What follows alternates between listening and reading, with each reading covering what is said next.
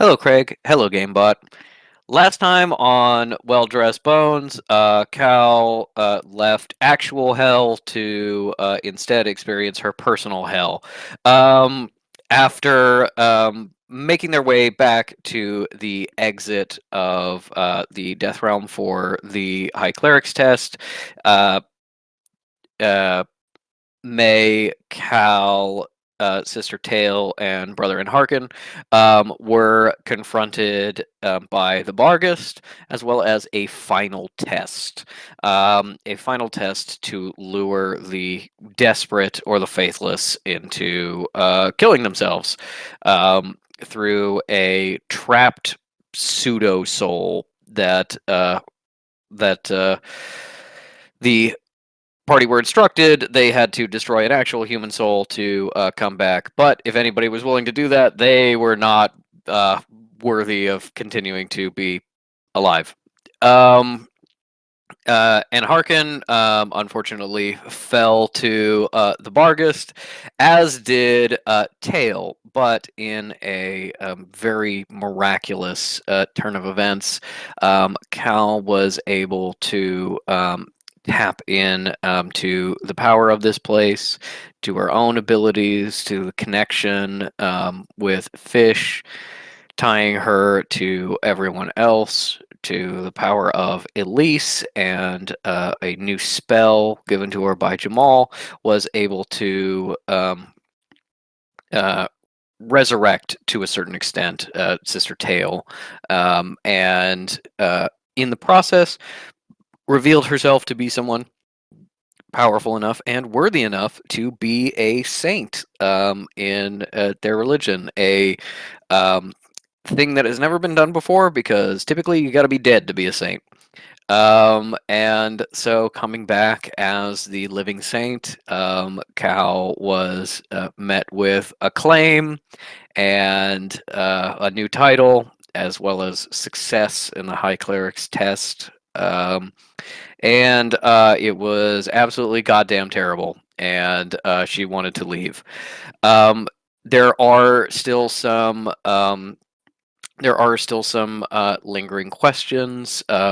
Sister Rag it needs to deal with the fact that many of the party have committed crimes against the library, including in trying to rescue Cal, and that does need to be officially pardoned by Cal or May.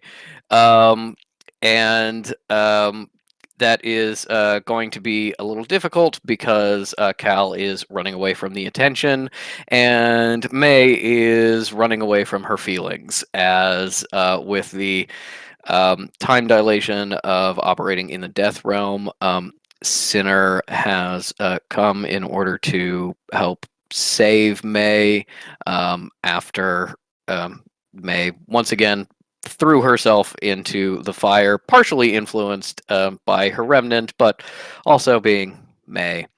And some words were exchanged before Sinner stormed out. That brings us now to all of you, plus Beliala and Jamal, in the foyer of the library. Sinner having stormed out, Cal probably ready to punch anybody who talks to her or pays attention to her too much. What do you all want to do now?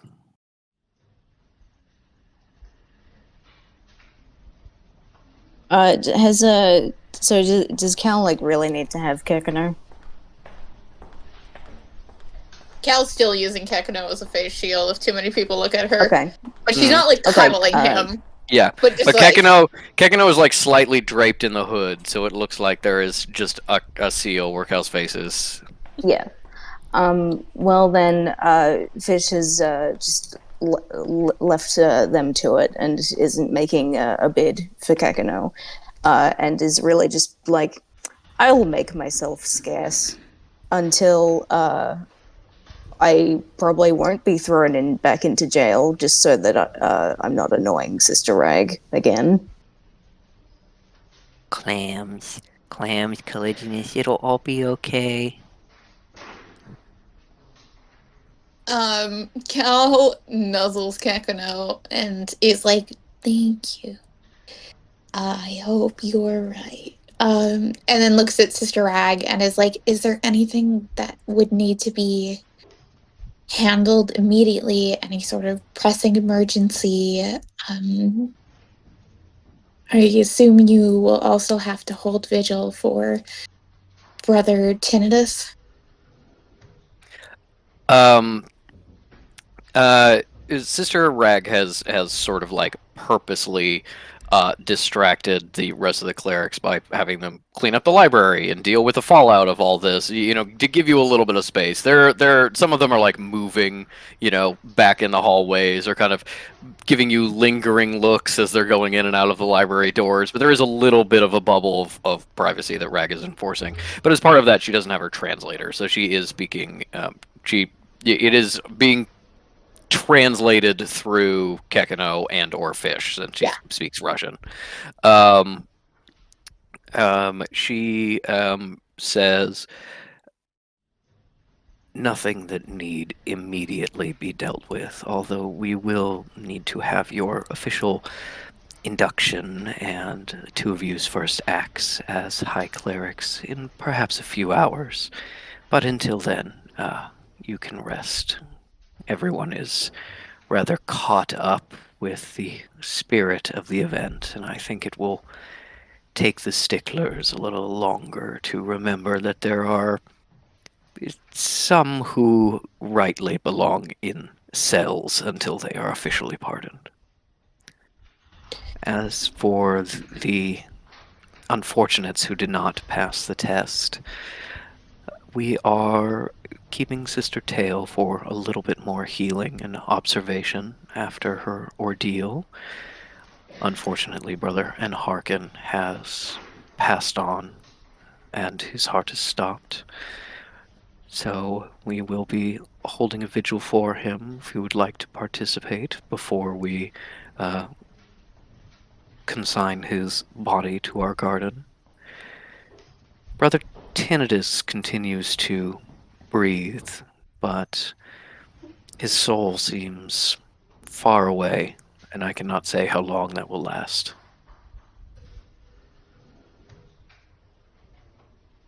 Understood.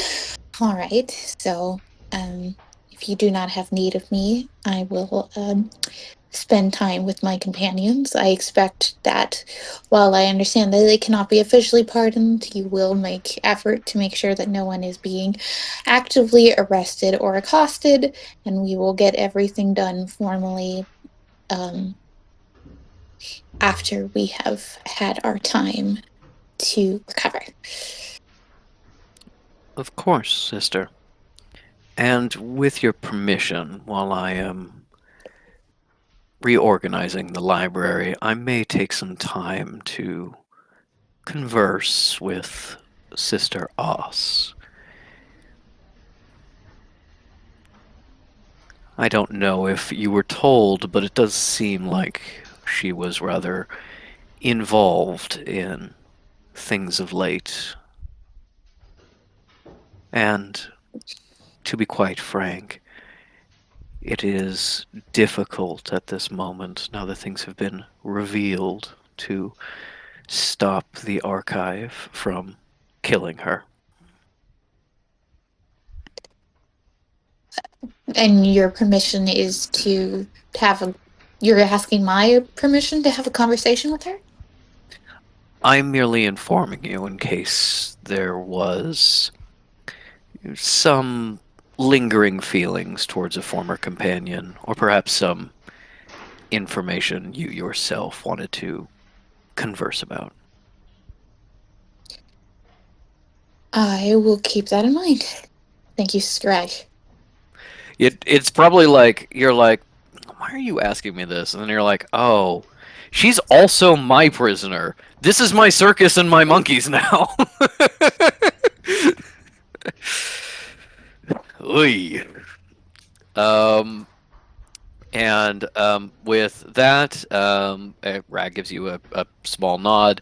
Um, shoos away some clerics that have been lingering a little too long and staring at you. You make eye contact with one for a brief moment, and he starts to genuflect before you put Kekino back in front of your face. It looks like you have the space to retreat to privacy for a little while and sort of plan your next moves. There's still a lot of things that need to be done, although this is not necessarily first in Cal's mind. There is still Elise to be rescued. There is still information to be gleaned from the Forbidden Archive, in addition to people pardoned, and mysteries about, why Oss was doing what she was doing, what was happening with the others, checking on Sister Tail. A lot of minor things. Cal turns immediately to like Jamal, Fish, Beliala, and is like, all right, everybody give me the list of what they want from the Forbidden Archives because I am never coming back here. Give it to me or give it to May. Already done. And Beliala holds out a scroll for you. It's decently long. You don't know when she worked on this.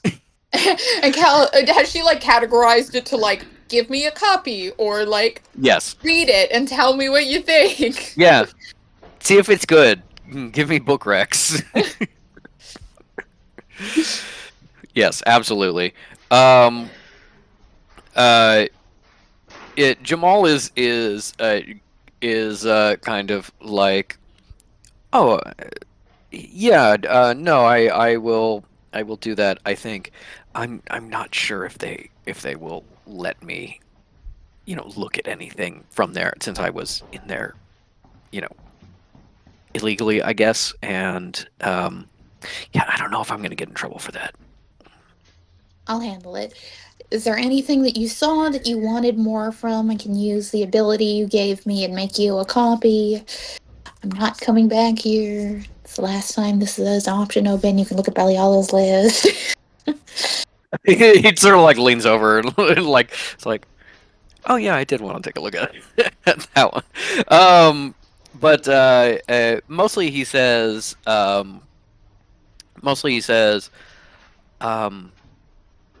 when I was down there was a section off to the side of very damaged books, mostly light damage, but some more severe. And I could tell the library wanted me to fix them. I fixed some of them while they were there, but there was more. So maybe we could use that as to work out something. I don't know. I'll try to get the permission to get them removed, or you under armed guard, or whatever they want. That may bring to mind for May the fact that you still have a really fucked up book that you need working on. Oh, I don't did know. May come back, by the way? Are we all in the same foyer? No, but after talking to Sinner, she left and come back, right? Yeah, she went back into the library. Yeah, at some point Cal's gonna be like, also what the fuck was that about? But we don't have to do that right now. But yeah, I don't know if May's in the right headspace to be like, all right, focus on the next thing and work. But there is I do have this book that I need Jamal to repair at some point. Yeah, I think they would aggressively be like, fuck you, Sinner, I'm doing what I want. And what I want is to look into this ill-advised, extremely dangerous secret organization. Jamal, boy, here's the book. She doesn't say it like that, obviously, but yeah. If you're looking, all right, Jamal, if you're looking for something to keep yourself busy, I've got a book that I'd love to see somewhat repaired as much as you can. Oh, yeah, no, of course. Oh my God. I don't expect you to work miracles. My. Cal and Fish, I think, see this for the first time, where it's just kind of looks like a little bit of a moth-eaten leatherback book, and he flips it open, and it's just the spine. There's dust and some fragments of paper. This is not a book. This is a book cover with some lingering lines of writing. Challenge, darling. Whatever you can recreate, I'll be in your most esteemed favor. Perhaps keep it on the hush. It's a little bit May just doesn't say anything. Sure, yeah. Okay. Do you think they Oh. have bathtubs in here? I would love a bath after all this. Cal's like, what's wrong with our hotel? I'm assuming that we can't go back, right? Like, or rather, they were like, it's going to be only a couple of hours. By the time we get back, we basically need to rush back here anyway. It's like a half hour, 20-minute walk to your hotel. You know, the town you're in like exists to serve the temple in a way, so you can go back to your hotel and relax. And There's some like bone tub, like a claw-footed tub made out of bones. And you're like, well, we usually use blood, but I guess we could try to get water in here. Restorative. Okay, so in that case, scratch that. May's like, well, I'm going to go back to the hotel and have a bath because I'm fucking exhausted and stinky. Yeah, and your neck has a thing. I can't remember. Did May see it? Yeah, we talked about it. Yeah, she knows. Yeah, she knows? Yeah, cool. Yeah, May kind of touches it and goes, yes, I think it's rather dashing. Does not invite any further commentary on it. Cal touches her hair and it's like, Fish literally can't help themselves and goes, more like slashing. Because your neck probably got slashed. Chewed open, actually, but this looks rather better, doesn't it? That's gross. May, people shouldn't chew on you. I know. I'm just gonna say believe that. Believe me, I've made that very clear. And yet, people can't help themselves around me, Kekino. Yeah. Maybe they think you look tasty. Cal quickly looks at Fish. It's like, yeah, tasty, yeah. But like, I've expressed an interest several times at this point, and I've always been fucked off. So, Cal, I absolutely think Fish would maybe misinterpret this, but Cal was thinking of Sarah. oh yeah. Remember when you bit people? Yeah, no, doesn't even think of it, and it's like, oh yeah, well, of course I'd fuck May, but like she doesn't want. Kekino and Fish right now are that I wonder how I taste meme where Kekino's like, yeah, bite, bite. And Fish is like, yeah, smooch, smooch. The duality of Fish. Yeah. He's going to head back to the hotel, ostensibly to actually check in on the rod. Mm-hmm. Yeah, and anybody else can go with her as well. I think there is like things that can be done at the library, but it may be best for like everyone to just kind of quietly lay low until Cal and May can like establish who is not going to jail. In the hierarchy as the new rulers of the library, naturally. Yeah. Cal is fully healed and also a workaholic, and also she never wants to come back here, so she's like, well, Billy Ollie gave me a lot of fucking homework, so let's go. Yeah. My rationale is May has to wait anyway for Jamal to come up with those pages before she can research it, so yeah.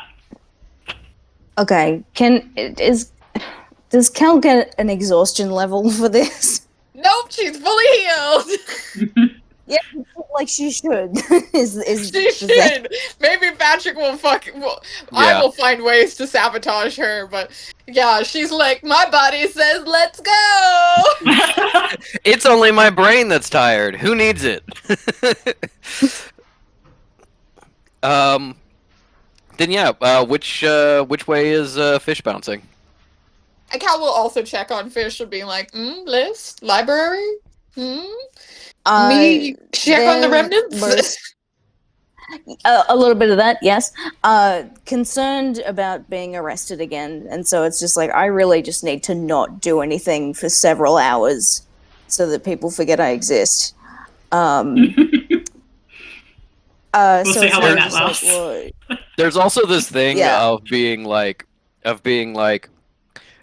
The others were in the realm of death, experiencing their own time, so their body was just kind of in a neutral state for several days, while they cognitively experienced about, one really difficult day.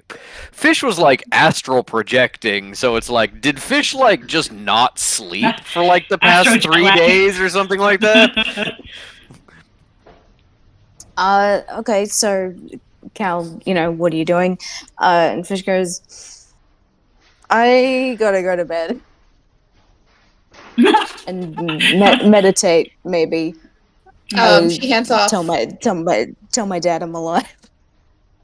Good. Well, that's good. Dad, do you need me to come responsible. with you? Yeah, be she's your already holding out blueprint? Kakano. What do you want to do, bud? You want to know what's in here? I don't know. Cal is a little upset because people were paying attention to her. I don't know if you noticed, but Oh, I noticed. yeah, people were paying attention to her, and it's upsetting her a little bit. But also, she's going down into the dark library where she's gonna sit and look at books. I don't think there's any interesting books down there. There's no picture books. There was nothing fun. It was these weird little hallways and stuff, and it smelled bad. Yeah.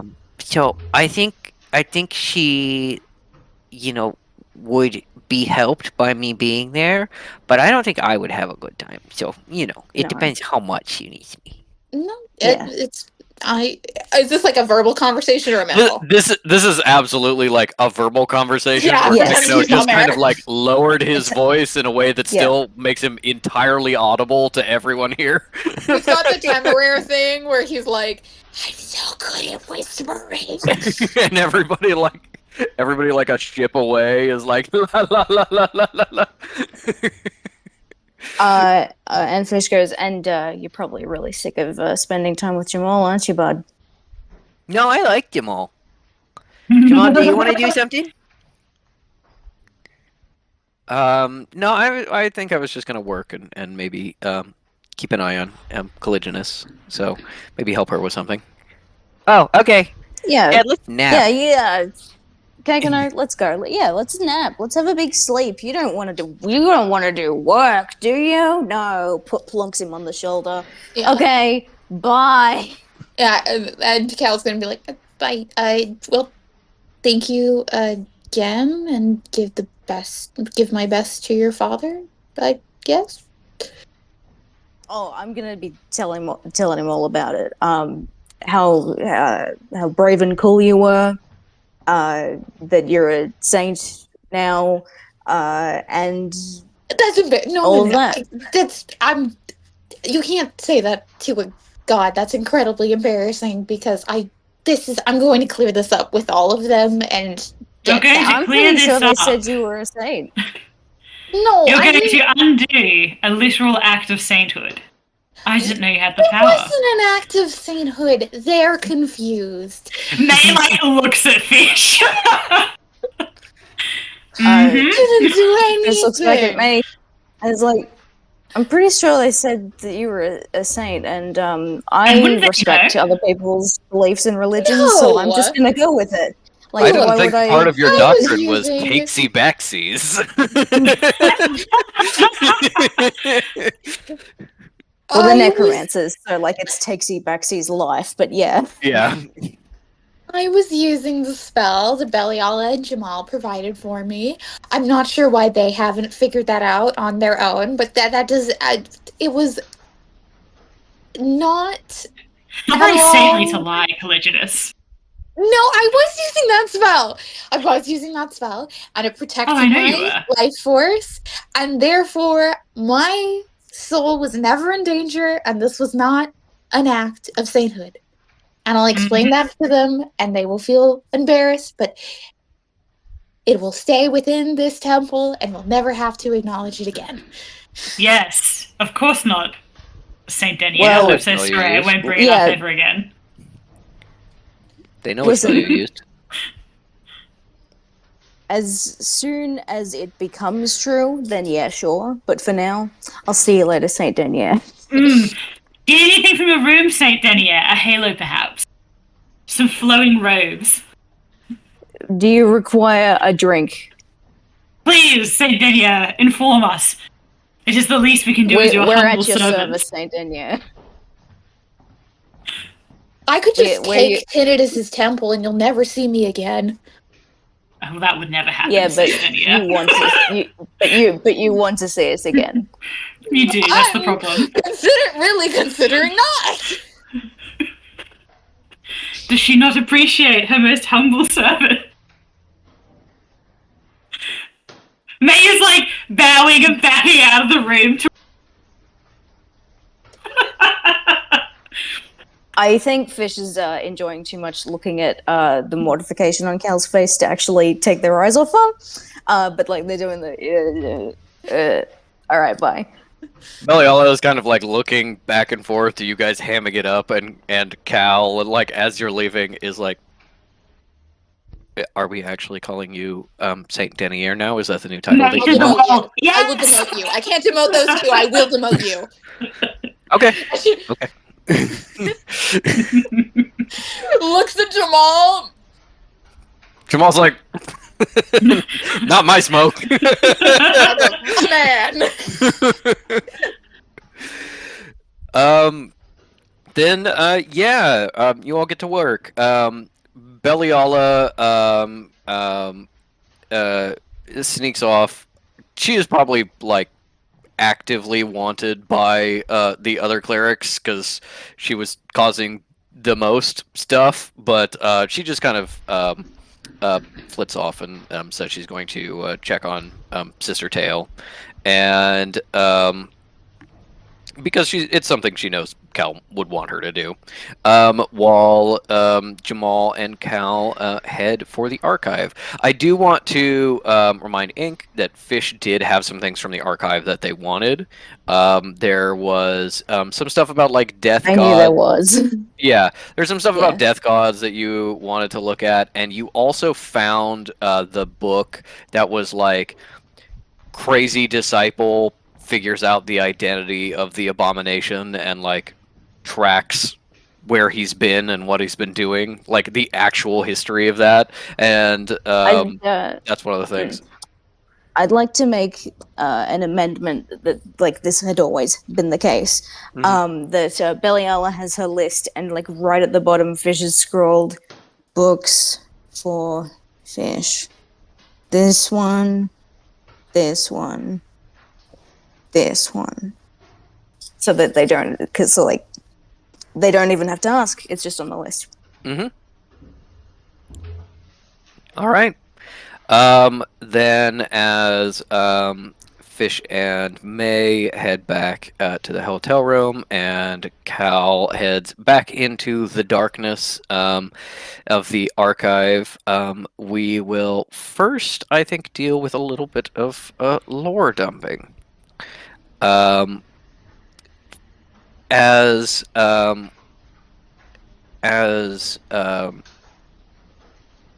May and Fish leaves, May, with her passive perception, sees a figure hanging out on the side of the room, just on one of the benches, kind of in the entryway here. And you, he doesn't appear to be watching you until you're really paying attention, and then you can sort of see him watching you out of the corner of his eye. But you recognize the guy you were assigned to, the one you were supposed to seek out to find things from the Forbidden Archive, the one you agreed to work with as part of your deal with Jonas, working for this organization. Doesn't look like he's, shadowing you yet, but is maybe waiting for you to make contact. May winks at him. And then says loudly to Fish, "Oh, I can't wait to have a bath, actually. I know I was talking a lot of shit in there, but quite gross laying down in the same spot for several days on end." He, We weren't like... talking shit. We were being extremely respectful. Yeah. He, like, immediately, like, buries his nose in the book, and you're like, okay, well, maybe not the best spy in the world. But yeah, you head out. As Cal heads over to this Hold on, portal. I'm sorry. Very interaction time because Yeah. Fish is still on their bullshit. I think the bath is going to wash out the grey remnant. Fish, you're really quite insistent on that at the moment, aren't you? Yeah, I'm going to keep being it. The You're end. allowed to do whatever you like. But I'm really not in the mood at the moment after the conversation I had with dinner. It didn't sound like a conversation, more like a exchange of shouting. I wasn't listening in. This is just what my sources tell me. Yes, he was markedly disinterested in having a conversation, actually, despite my better efforts. Your better efforts and better instincts that aren't being quashed by a remnant. Fish, unless you want to take me down and subject me to whatever that spell... sorry, does May know about that spell? I can't remember. She knows about the spell. Yeah, okay. Yeah. Yeah. You watch it happen. Perhaps you better leave it be until I've had a bath and I'm not about to lash out at a moment's notice. For all the show I was putting on in there, I am in dire need of some me time. While this is happening, Jamal and Cal are in the library about to enter the Forbidden Archive. Jamal takes out a sending stone and is like, "Oh, Sinner called me. We're working. I'll call him back later."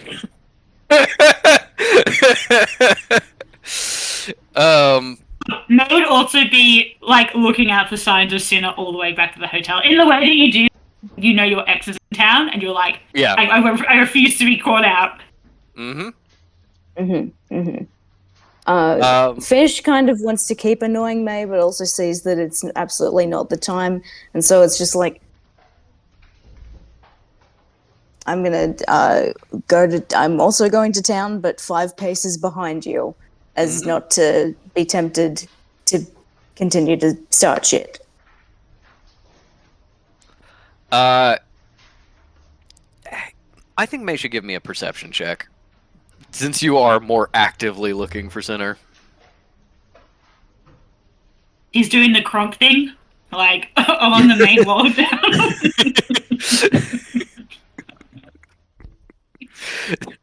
22. 22. Okay. You walk out of the cave. You don't see him. Behind you, in the camera, you see a pocket of shadow, and then just 2 eyes open. It's like, no. With a 22, as you're walking into town, there's a little market district that you go through in order to get to your hotel. You see Sinner. It seems like he didn't leave, at least not immediately. He's haggling with someone at a stand, like 1 street over from where you're going to walk through. And you can kind of see him turn his head towards you and then stiffen and kind of like turn back, of being like, realize you were there and is avoiding you to a certain extent. But yeah, seems like Sinner is still in town. It is something. He stormed off but didn't actually leave. May says nothing, just looks straight ahead and keeps walking. And as you head back to the hotel,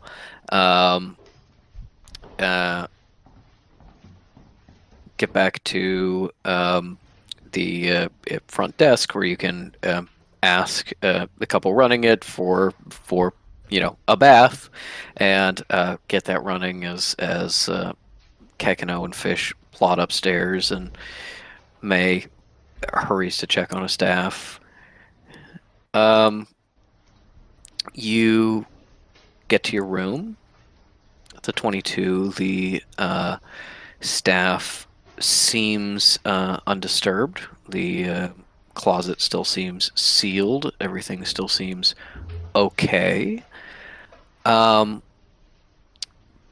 With 22, you do get the sense that someone else has been in this room. Not necessarily like touched anything, but someone else has been in this room. It's just like very subtle things about like an impression in the rug on the floor of a footprint where there wasn't one before. The knob How like big is the footprint? kind of turned. It's more of an impression. Even at 22 is Okay. not enough to give you any detail about like who was here. But yeah, Okay. somebody was here. And your door was locked. So Mm, um don't like and that. as you uh, come in, check on things, you know, try to force your mind away from Sinner and relax just a bit. You look out the small window at this little town and do not see any other hotels or accommodations. There was only one bed. Sinner's I was gonna either ask that sleeping in next. this building or he's like driving out of town to go somewhere else.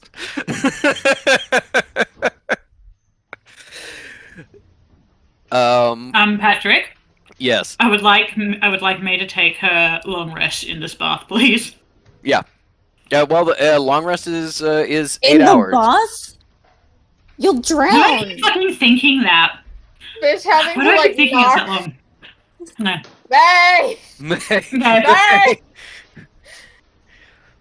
Well, she takes a short rest. Yeah, I say this because for some reason in my head long rests and are always, which I know is incorrect, but it's just in my head for some reason. So I was like, cool. Well, at the end of last session, They're the same. Yes. that must be it. Yeah. So at Fish the has end of last very session, slight I like. differences, but yeah, their short rest is way better than everybody else's. But yeah, It's like a short I've rest. It was- refilled all my HP. I was like, yeah, maybe we'll start a next session. Mhm. So If you do your short rest with the new item, I can't use it yet. It's not It's activated yet. necromancers only until May figures out how to tweak it. Yep. Which is going to be one of the things she researches. And you don't have hit dice anyway, so never mind. Yeah, you know No. what? May's just gonna take an 8-hour bath. It's gonna get really fruity. Yeah. Cucumber slices on the eyes, coming. Yeah, they revealed that like we actually have a fully fledged spa. Yeah.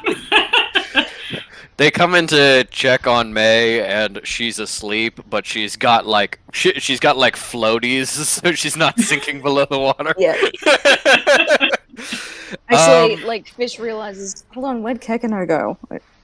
Well, hold on. And Kekano's going, Kekano is the splash, floaty. splash, splash, Yeah. splash, splash, splash, splash, splash. Oh, May, you're falling asleep again. Splash, splash, splash. Yeah, as you guys take a nice rest, Cal heads down to the archive. As you reach the door to the archive, you realize you don't have your little badge. You tossed it away. Oh no, I was joking about the yeet. Oh. Then you do have your badge. But either way, as you step forward, the library recognizes you, and the teeth retract. The door opens, and you are free to head down of your own volition. The first sign of your new authority, even if it hasn't been fully officially recognized by others, has been recognized by the library. And after bare hesitation, Jamal follows you in because you can give him permission to be there, and he did tell the library he would come back.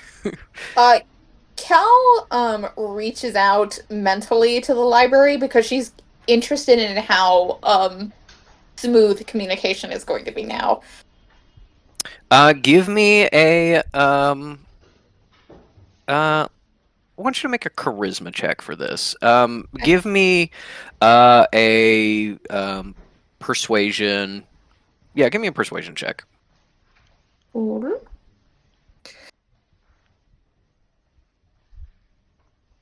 The library's mad at me.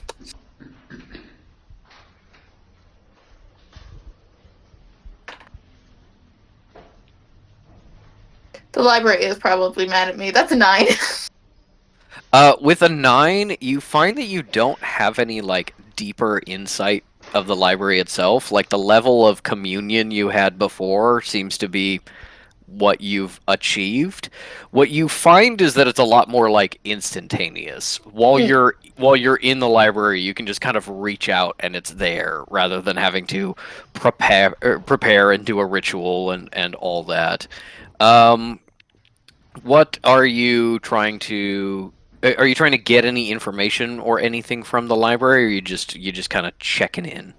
Yeah, checking in and just being like, yep, just bringing Jamal. Tell anybody who's in there not to be mad at him, because I'm coming there too. You get a certain sense of possessiveness from the library when it comes to Jamal, of like things undone, things unfinished that Jamal needs to be fixing books and shit. And you also get like a really severe anger that is not focused on you. It's focused somewhere else in the library.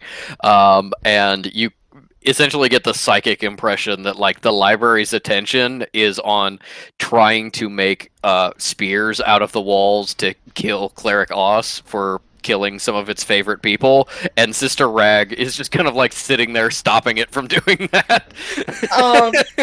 Cal sends back the best memory she possibly has with Sister Oz, which I imagine is they were like sitting there having tea one day and just being like having like a nice like Bible chat. Yeah. There is like a flash of anger at you, and then it seems to settle down just a little bit. As you head into the darkness. Do you want to check on the remnants while you're down here, or is that all gravy? You're just kind of like, that's not my business. They'll tell me if there's something important that happens. Yeah, Fish didn't ask, and she did kind of try to prompt them for it, so she's like, I will deal with that later. The remnants are on their mind, but I have decided to simply play into Fish is so fucking exhausted that they're just not really communicating what's on their mind except the remnant thing. Grey remnant thing. Mm-hmm. Yeah.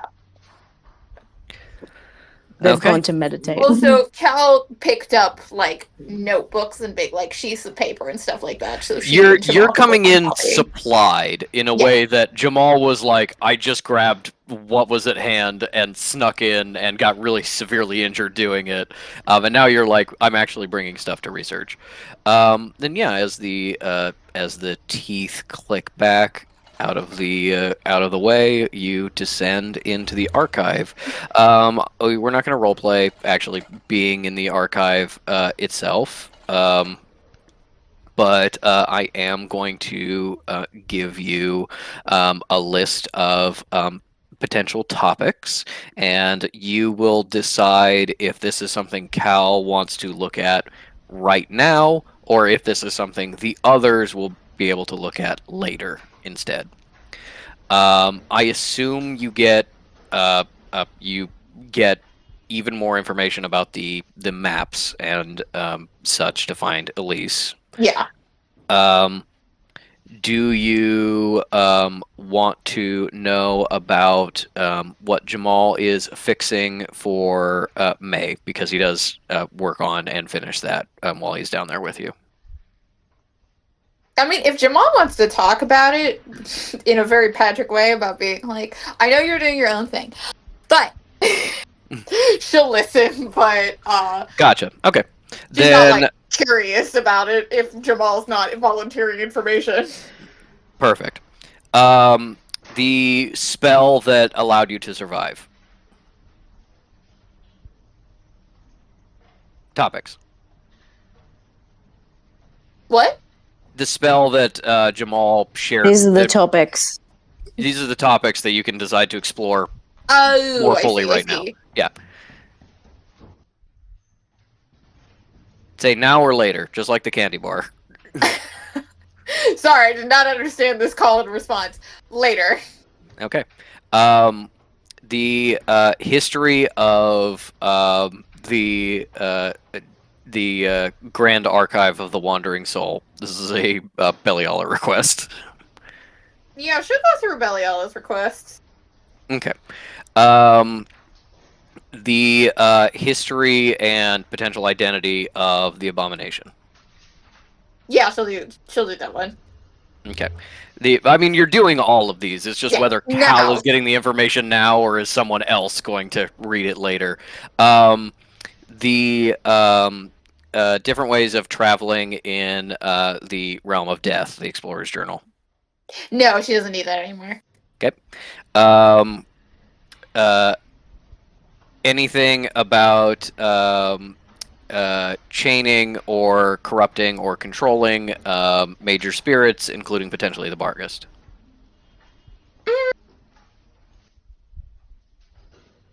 We'll say yes, just because that could be another fucking obstacle for getting a lease if Jonas changes his mind again. All right. The Barghest specifically. Yeah. The Barghest, we'll do that as the same kind of thought process. Okay. And the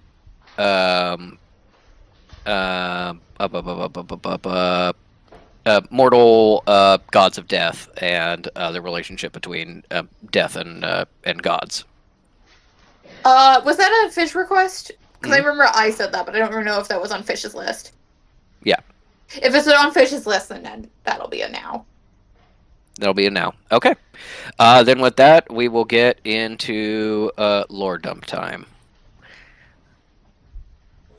Nope. It's in a book, reading rainbow. Reading Rainbow.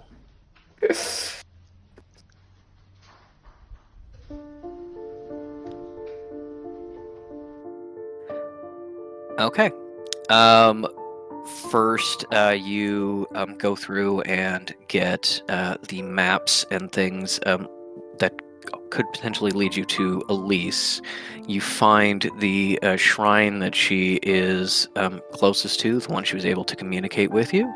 And now, with your actual experience in the realm of death, you understand that it is subjectively maybe about a 4 or 5 hour journey through the realm of death. She's deep, but not as deep as you went.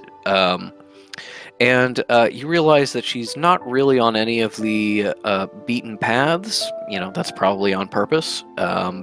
She's in a less frequented area, but the quickest way to get through to her is through a necropolis in southern Greece. Is going to put you geographically closest to her and give you the quickest way to find her and take her out. She did give you the name of the closest shrine, but she does not know exactly where she is, so you will still have to look around a bit to find her, but you are able to narrow it down to a certain area, and unless there are new surprises in this area specifically that you didn't run into in the realm of death before, this is a comparatively safer area, being a little bit closer to life. And so as long as the Barghest and Jonas and all the other forces laid against you don't throw up any roadblocks, you don't foresee anything super dangerous, but you could be surprised. For the abomination, the fish info, you read a story of a very driven seeming young man wanting to find the identity, answer the question of this being, this thing that has appeared over and over again in the lore. And you read as that interest changes from scholarly to personal to enthusiastic to obsessive, as the author seemingly goes kind of crazy. More and more references to wanting to learn what the abomination knows, wanting to find out its secrets, wanting maybe even to be taught by it, and therefore you can see why it was in the Forbidden Archive, because this is very dangerous, heretical things that are being flirted with here. But you also get a more complete view than probably anyone who hasn't read this book has ever found of who the abomination is through this person's research. Think back to Guangzhou, a hospital. There's a sketch, rough on the pages, quickly copying a piece of artwork that you recognize. You recognize it as the mural on the hospital in Guangzhou. Mount Penglai, symbol of immortality, of medicine, of life in China, and you get the story of an alchemist. At least to mortals, an alchemist. To you, to this author, sorcerer. One named Zhu Fu. An advisor, an explorer, a scientist, a biologist, working in the Qin Dynasty, 200 BC. And a mission. The Emperor, figure like a brother to this sorcerer, sending him to find the elixir of immortality. The elixir that can only be made by the ingredients at the top of Mount Penglai, the floating, supposedly dragon-infested island out at sea. And with an armada of ships, men, and sorcerers, he left. And he came back alone. Ships destroyed, men killed, sorcerers lost, dragons, it seemed, had taken its toll, for living people are not meant to find immortality. And as the story goes, unable to face his failure, his brother, the Emperor, now starting to grow frail, he left again and was never seen in the Chinese history books again. You remember conflicting information that you got about the medical company. You remember that in one set of instructions, the owner, the one who ran it, the one who worked with the Chinese government, was someone you didn't recognize, but sometimes the founder, the owner, was listed as Zhu Fu. Still using the same name after all this time. He appears again, first under the title of the Abomination, Eastern Europe, in the Middle East, and Southern Africa, always seeming to hunt for one thing that was kept from him, the immortality. And as I break the narration for just a moment, it is kind of like a thing in China of being like naming your child Jesus Christ, of being like, yeah, there's nothing stopping you, but you're a weirdo if you do that. That is kind of the thing of like, this is a very famous name that other people wouldn't too. Um, I'm not trying to break your narrative. I like it no, very I much. understand. I've thought about it too. I was like, does this make sense? Yeah, it turns out it does. um, Under the abomination, he started to experiment. You see the journal of this man traveling to the sites of these experiments, hidden labs and secret bunkers, the creation of strange creatures, mostly humanoid, but wrong, awful, seeking to find his way to that immortality. You see him traveling for a time through Western Europe and even into the Americas early on in First Contact. There's mentions of an apprentice. It seems like the author is very jealous of this apprentice, the one who he wants to take the spot, the one who wants to learn what the abomination has. But apprentice is the wrong word. Colleague, maybe. Someone who seems to dip in and out of the narrative, working in a underling role for the abomination many times, but other times away, other times out of the abomination narrative. A Krangarian by the name of Dr. Nye.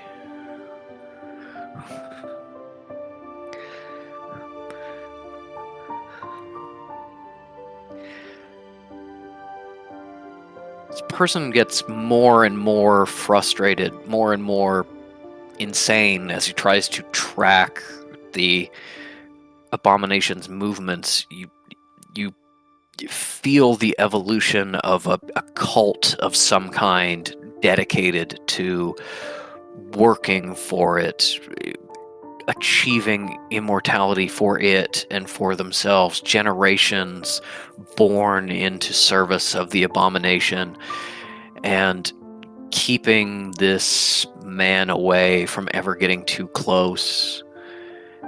And ultimately, the narrative stops very suddenly. No conclusion, no final warning, no nothing. So you know who the abomination is. You know that it has deep ties to China, but also ties to many other places. And you know that there is a hopefully still alive being that may be able to answer more specific questions about safe houses or secret labs, places you could find and check. Dr. Nye. Fish goes up to Dr. Nye and is like, do you know, oh my god, why am I blanking on Hatman? Our buddy! Babadook? No! Our buddy! The Cranko who wears hats! Oh, do you know Tops? Yeah, and he goes like, do you know Tops? And Nye's like, that's so fucking racist, not all Cranko know each other. But yeah, we went to school together. I do know Tops, but like, But yeah, that's not the point. It's my cousin. But don't assume.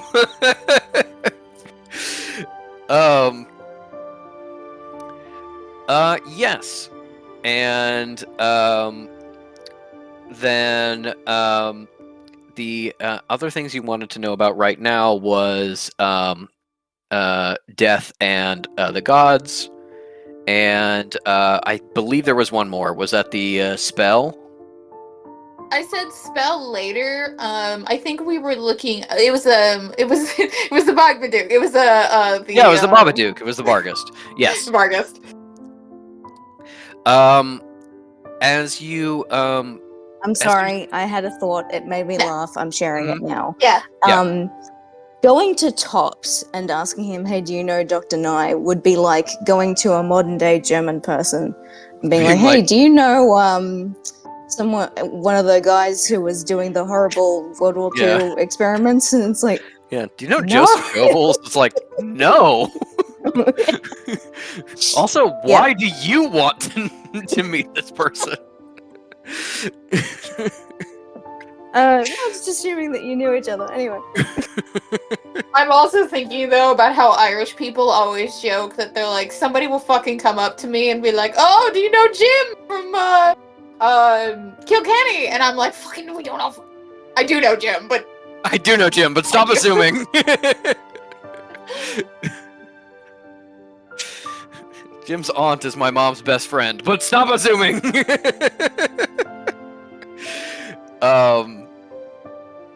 Yes, you find sporadic information on the Bargist. It does seem like while he did not necessarily have access to these records specifically, Solomon Reith did a very good job researching his book on the myths and legends of necromantic creatures in the British Isles. And you do get a little more details, strange stories that are not the Bargist specifically, but are potentially related to Bargis, of just being like, oh, stories about people wandering too deep into death, or souls clinging to the edge of death and not passing that final barrier, being like corrupted, hollowed out, turned into hideous, bloodthirsty versions of themselves. And you do actually get a couple references to similar-ish spirits that are like in Indonesia, for example, that seem to fill a Bargist-like role without being literally the wolf bear man. And so you think that maybe if you broaden a little bit and look at kind of all of these together, you can find the commonalities, and that might give you the best information, which is essentially that wow, that's terrible. Which is essentially that these are creatures born from deep death by someone too stubborn, usually too full of unresolved issues or anger or some other very powerful emotion, just really clinging to the edge of death until they no longer resemble a person. And that does lead you to believe that, it is certainly, it's certainly, haha, you're back. It's certainly possible that you may be able to find, like, who the Bargist was when he was a human, because he was a human at one point. As for the spell to leash greater necromantic creatures to your will and control them, you find that it is pretty complicated, probably more involved than Tinnitus was hoping. There's a ritual, there's a goat sacrifice, which are like, geez, ancient necromancy, way back in the day. But you do think that feasibly, if you could, like, trap a greater necromantic being for long enough, you think you could recreate it decently well. There's a lot of, like, very complicated formulae in here. This is not something somebody could stumble on accident. This is clearly somebody's life to work. But once you figure out the tricky parts, you get enough of it that you think you can recreate it. Although, unfortunately, the Bargist already has a owner/controller, so you just find more evidence that doesn't override somebody else's control. Well, if Tinnitus turns into one, it'll be good to have that in my pocket. Mm-hmm. You're my dog now. You're my dog now. I'm gonna get you a spiked collar. And the last thing for information here is the so-called mortal gods of death and their relationship to death. As I expressed with talking to Ink, with Fish getting rescued and relationship with the gods of death and Lady Inari and such, the gods are lesser than death is. They draw power from death, but they are not death, big D. There is to a certain extent a thing where Fish's dad, for example, it does not represent all human connection, but does represent a sizable chunk of it. The phenomenon different from the god that controls and influences it. And so gods of death and the underworld seem to be, first of all, you found before, incredibly common topic in the archive as a whole. Lots of necromancers fascinated with that. What you're picking apart here in the Forbidden Archive is like the secrets of how they can be used, essentially. Necromancers past trying to leverage the gods into more power, more influence. There is a small little pamphlet that's essentially a proposal for using a relationship with a death god to make sort of a death teleport. Be like, I don't need to physically go through a gate at a necropolis if I could somehow bind a god to just like bring me into the shallows that way, and we can skip this whole process. Very like theoretical. Doesn't seem like he actually figured it out. But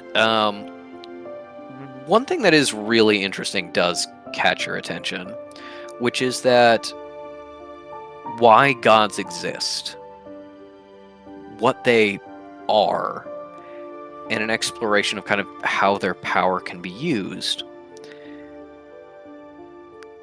There is, much like the idea of the Big Bang being accepted even if it is not a part of your religion, for example, there are certain fundamental aspects of the magical universe that researchers have established or have enough evidence that they are probably true. And because they don't directly conflict against necromancy, a lot of necromancers also believe them to be true, just not potentially important. There is a source of magic, a realm or something, opinions vary, that magic comes from. And it exists on one side of a continuum, the other side being the physical world, a place where the magic laps against but does not overtake. And in between it are an infinite shade of realms, more and more spaces that could be carved out. These are the gods' realms, and some are alternate dimensions, perhaps reached by a dimensional shifter. Others are nowhere spaces, but most of them are claimed by the gods. But because it's a continuum, it means there are gods that are closer to the material world, to mortaldom, and there are gods that are closer to the pure arcane. Fish's dad is in a unique position almost, being very, very close to the arcane, but having a strong enough tie with human beings that it still can exist as an entity. It can talk, it can appear to people, it can understand humans. It is not so far gone as to be a force. According to what you're reading, pretty much the only other gods that are that primal but still able to manifest as a being rather than a force are gods of death, the first fear humanity created, the first gods they worshipped. And because of that, and this is some psycho writing about this like 500 years ago in a book that obviously should be in the Forbidden Archive, because what the fuck? There is a tremendous amount of potential power trapped in these gods that are both primal and distinct. Power that could be harnessed, could be channeled, could be released upon the death or sacrifice of a god of death. God like Lord Inari.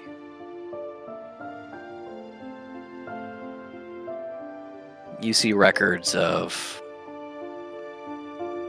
individuals trying to harness this power to, for lack of a better term, ascend, to take godhood into themselves, become a god in a way. But doesn't seem like anyone ever succeeded, at least as far as you can find. I thought the direction you were taking this is you were going to be like some crazy person's writing this book by being like a god who can manifest and is early, like, early in humanity, like a god of death or a god of connection is the coolest, sexiest god with the best powers, and anybody with that ability is super dope. And Cal's like, this person's a fucking idiot. Yeah, this person doesn't know what they're talking about. I mean, that's not the view of the writing that you're reading. It is kind of true. There is this thing about being like, I don't think Cal is paying enough attention to what's going on with Fish and their dad to like read between the lines in this way, but between that and the information you're getting in these books, someone who's not Cal could put together like, there are gods and there are gods, and Fish's dad is a god. Yeah. The only thing that she's registering is like, this is just more things that I can never tell Fish because it'll just make them worse. Yeah, their ego. Yeah. Fish asked for this book, I'll just tell him I didn't find it.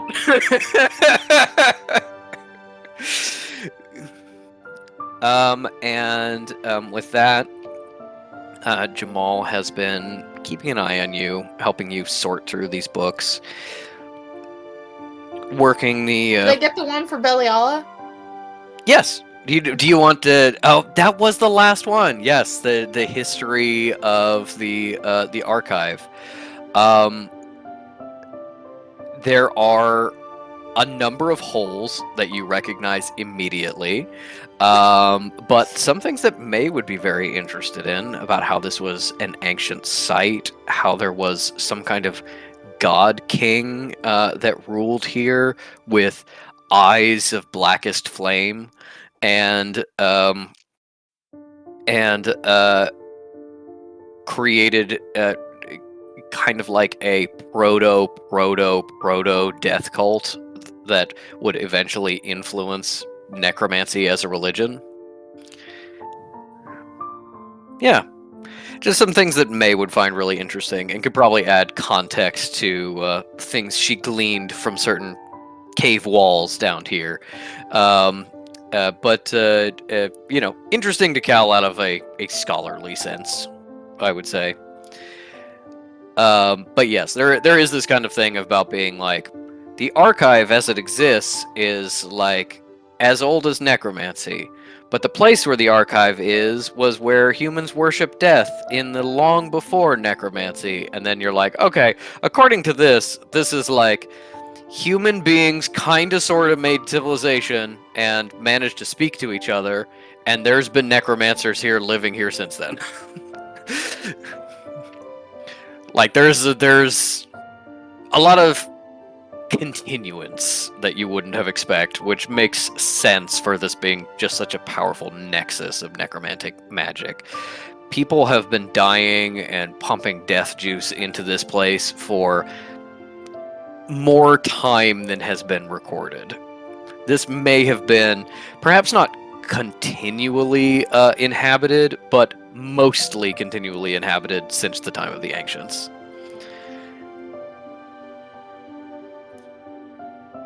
With that, Jamal, having finished his work, putting together this book, and taking some time to repair some other works, you actually hear him conversing quietly with the library at multiple points. Library doesn't talk back, but occasionally pages will rustle or a hand will tap a book, and that's the one he'll fix next.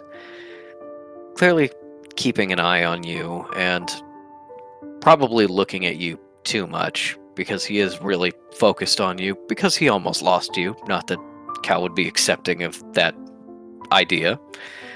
But eventually, eyes crusty and strained, you find your way back to the surface with your new notes, some copies of specific Wait. sections, Before and we leave, what if we everything that kissed you in the got. Forbidden Library? Is there anybody else in the archives? There is not. As you go down here, you're probably a little bit turned around. You do hear people, and you realize that there is like a guard stationed at the remnant room right now. So there are people like about, but in the actual Forbidden Archive itself, which is again not like a big room, it's a bunch of like tiny caves and galleries, so it's very isolated.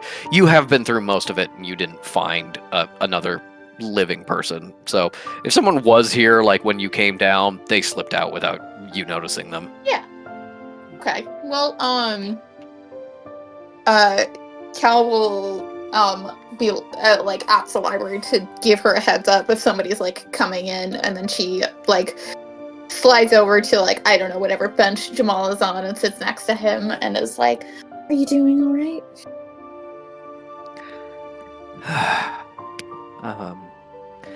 I'm doing as good as I guess I could hope. You're back now, and you're safe, and you're important here. You can see it like almost says, "And you're a saint," and then thinks better of it. You're important here, and that's great. But it was terrifying, almost losing you. I suppose. I sensed you were before I left.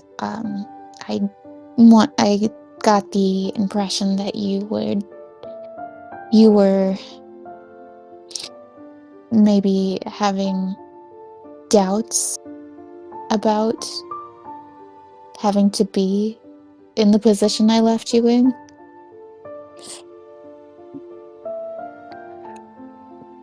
Jamal kind of shrinks in on himself a little bit. It becomes a little contemplative.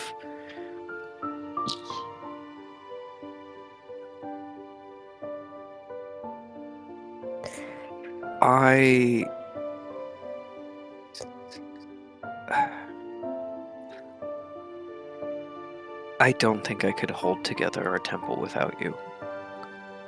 I wouldn't expect you to.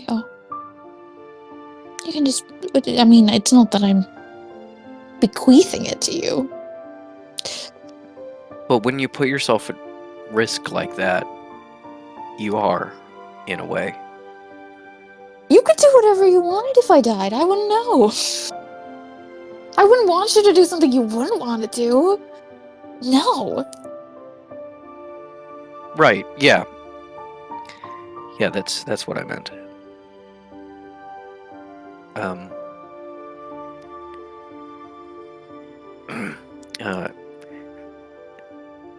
Thank you for coming back.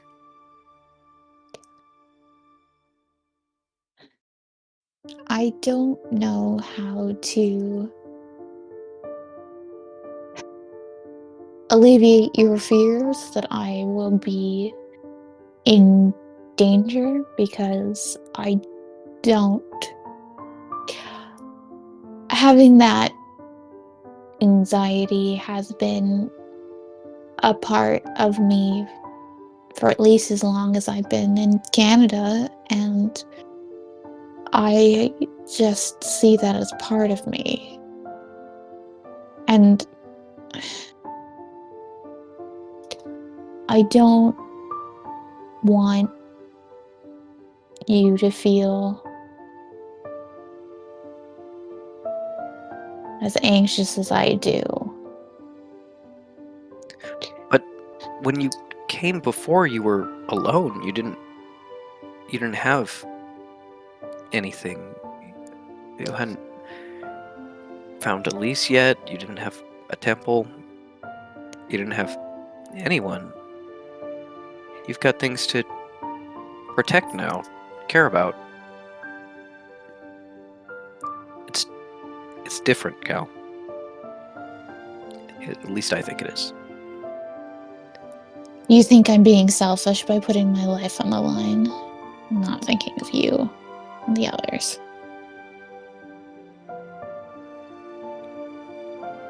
I don't think it's selfish. But I think maybe you're trying to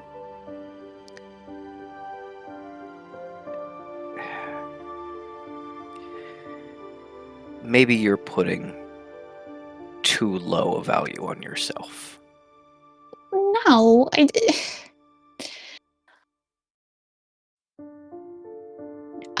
you don't know what being tied to a higher purpose is like. I think you do. Oh, it's not, maybe it's not the temple or the faith, Deathbringer, but you did have a higher purpose. You had.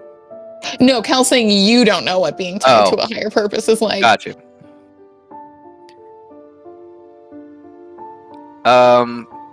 He looks at you, and you see a little bit of hurt,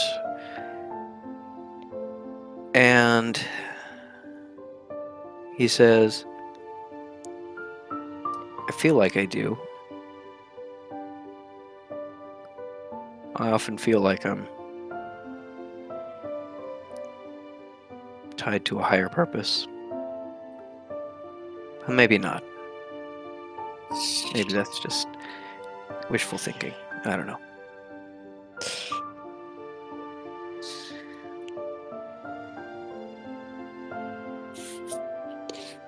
Cal crosses her legs and kind of like looks out at the books in front of her and goes, I just don't.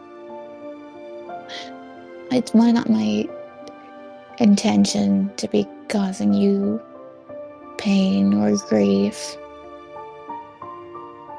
But I don't think this is a part of me that will change. And if anything, this is really reinforced that I don't see I don't see myself retiring from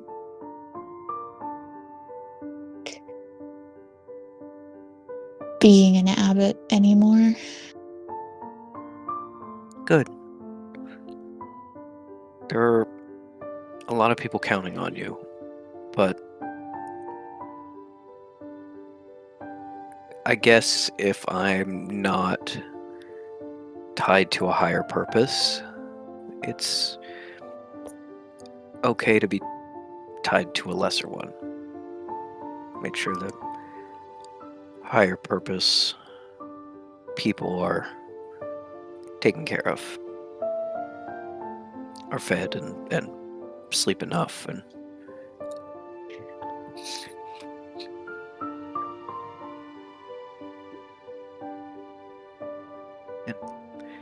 Jamal, have the books they need. I don't want you to be miserable because of the things I do, but I don't know if I'm going to change the things I do. I understand. And I'll try. And he gives your hand a little squeeze.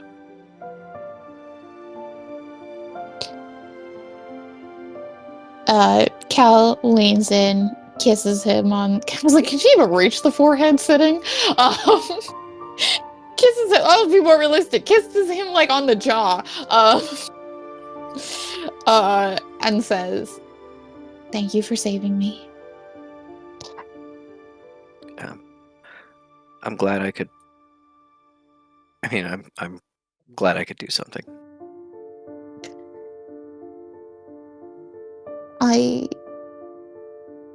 The entire time I've known you, you've always found a way to do something. You are the singularly most useful person I've ever met. Oh, I don't know if I deserve that, but thank you.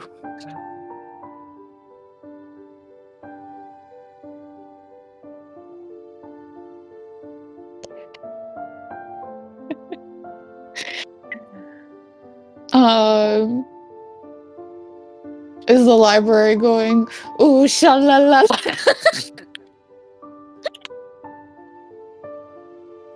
Bones are clicking and clacking.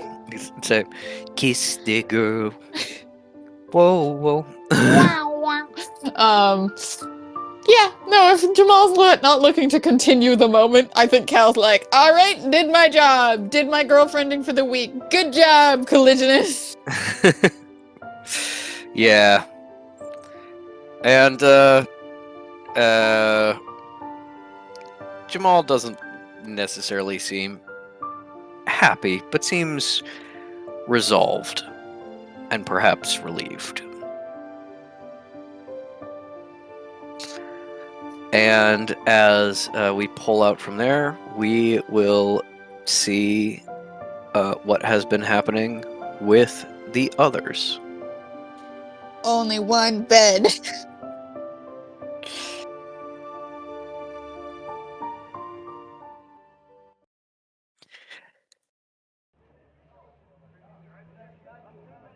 As May luxuriates in her bath, and Fish curls up to sleep. There is a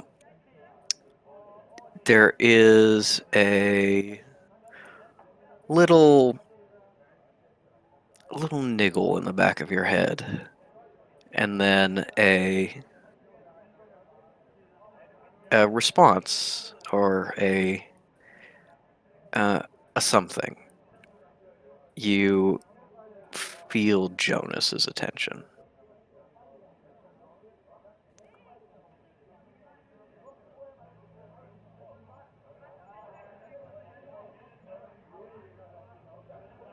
Well, May, seems like you managed to survive, as I knew you would. Jonas, don't you know it's awfully rude to speak to a woman when she's in the bath? I find if I must abide by such disgusting physical niceties, I would never get anything done.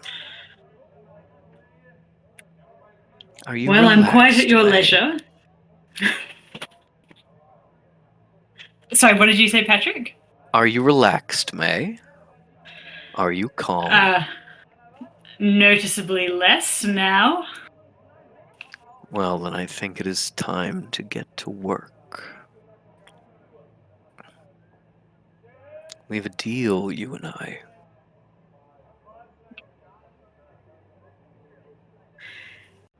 It's not even been. May, like, checks the clock on the wall. Jonas, it's only been 45 minutes.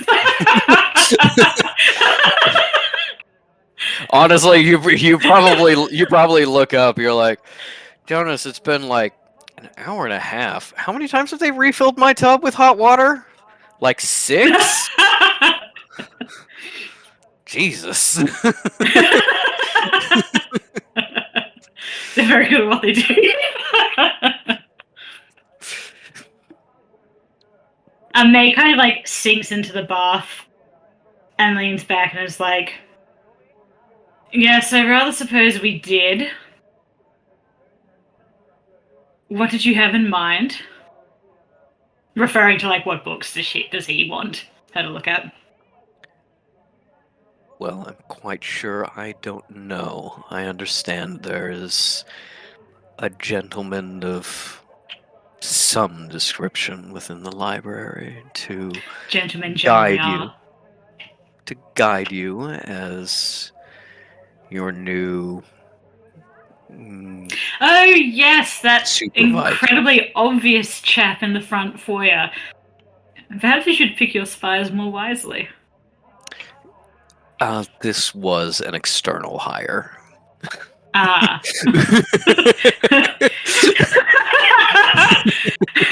Well, you know what they say about a good craftsman, Jonas? They always blame their tools. I find I get more done managing the workshop, so to speak. Ah, I see. Right, so you want me to meet up with this external hire, and I imagine take a request, or 2, or 3, or 5, or 10? Well, you wish to be part of this world, this organization. The first step is grunt work, Hmm. as in any good secret society. Ah, yes, of course. I don't suppose I could get a name for said society.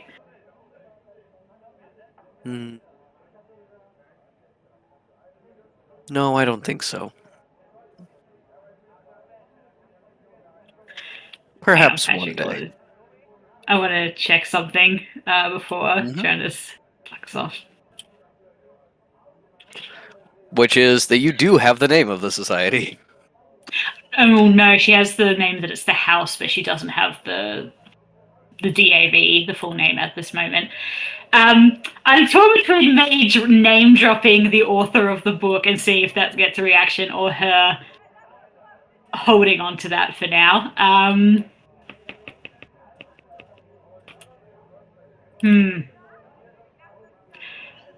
Inca, what do you reckon? Do we want May to play her hand yet? I think that post Death Realm and this latest interaction with Senna, she needs to feel she has been feeling good and strong, and would just like to reinforce that feeling. And so maybe if that involves putting Jonas in his place, if he can even have one. Okay. In that case, how do you pronounce it? Is it Shivari? Is that right?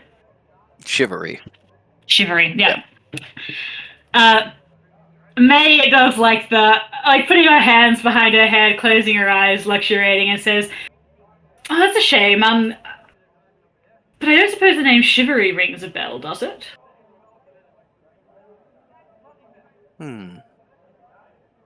I do wonder what he's up to these days. A friend of But I yours, don't. perhaps, or an enemy? Oh, just someone I've heard about through the grapevine, perhaps. An I hope he's unwilling not an one. external hire. No, this one. Can May, personal. ooh, I would like May to roll insight. Okay, go for it. Not good, because May's insight rolls are never good. That is, I think, yes, an 11. As May has had more direct dealings with Jonas, you have gotten more and more about being like, Jonas presented himself as someone who always tells the truth, and that's not true. Jonas tells the truth when it benefits him, and in order Hmm. to create a reputation as someone who tells the truth until it serves him not to. But you have not gotten a sense of like when he's lying or not. You haven't been able to probe that deep. He does seem to know this person, which is, um, you know, a little odd. You have to assume anyone he knows is been introduced in the last 3 years. If it's not some ancient living in a cave hiding from modern society. Um, but it's also a thing of being like, oh, I kind of assumed this was like a really old book and like the author Yeah. was dead, and it's like, no, you can go meet this guy, and you're like, make a mental note. Yeah, I can okay. find this guy. Okay. Well, in that case, May's just going to go. Well, I could always offer to have a look in for you. I'm sure he's quite preoccupied unraveling the secrets of the house.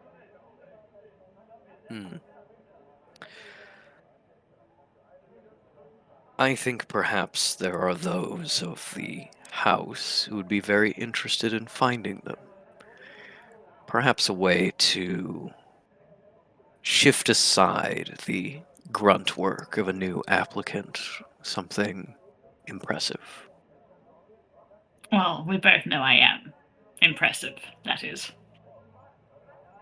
Of course. Hmm. I don't choose my tools otherwise. No. So long as I'm not an external hire. Now, if you excuse me, I need to get dressed. I have a meeting with a squirrely little man back at the library.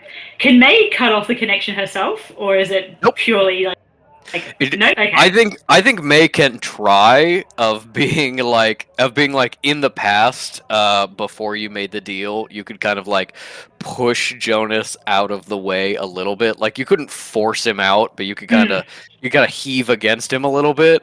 I think now, for the first time after making the deal, May tries, and it's like running into a brick wall. It's Interesting. suddenly like, oh, Jonas has much more hold on me than he used to. That's not good.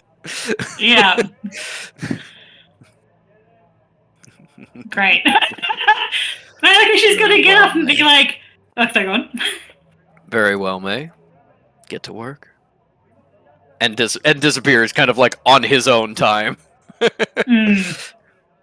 May grumbles and like dries herself off and gets dressed. Yep, you run into the staff, the wife of the owner, bringing in the next few buckets of hot water for your never-ending bath. But say that you're all done. Meanwhile, Fish and Kekino are asleep.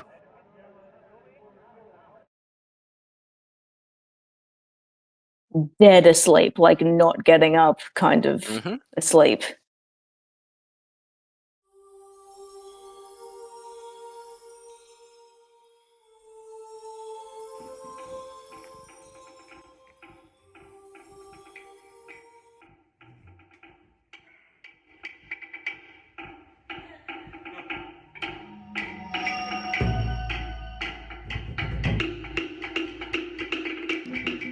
And you open your eyes in your father's realm.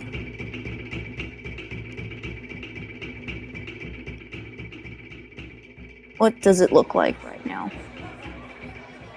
It is still full of people, or rather the shadows of people, but they're like in the distance, which is the way it is when it's kind of just you and your dad, to a certain extent. This is, the representations of all the people that connect the two of you, all the long lost family and things like that. Which means now that you're aware of them, they're kind of always present, but they are non-intrusive, as you can just talk to your dad. Mm-hmm. Eesh. It seems you got some important something to share. I felt a connection uh, pretty strong at some point. Ah, All right. yeah. Um. Well, Dad, you got what you wanted. You fucking. There's a kid out there that is my kid that I have to go rescue, and that's what I'm gonna do. You feel something lurch into place within you. The connection between your father and Henry made solid, made active all at once as he becomes aware of your son. And Does Henry's shadow appear? you think for just a moment you see a familiar face in the crowd. Your father's eyes flash, and you can see he suddenly completely understands the connection between you. Henry. Fish, what do you need? Henry's in trouble. I need to get to him. He is.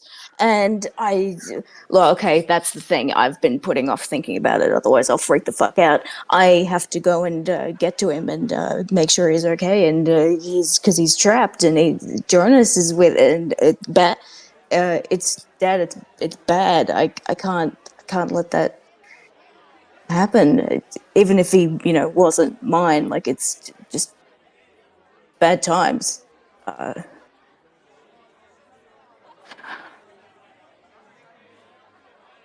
He kind of leans down a little bit, like slightly squats to put himself below you, and gently cups your face with his hands, kind of like make you focus on him. And it's like, you're a father. I'm a grandfather. Don't say that though, is the thing. Don't, but Dad, no. Yes. Yes. That's weird, isn't it? Good weird, I think. But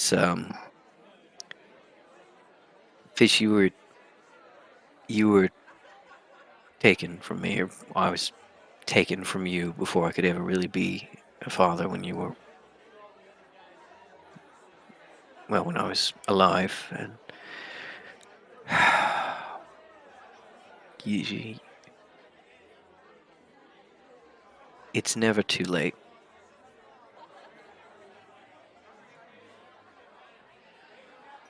If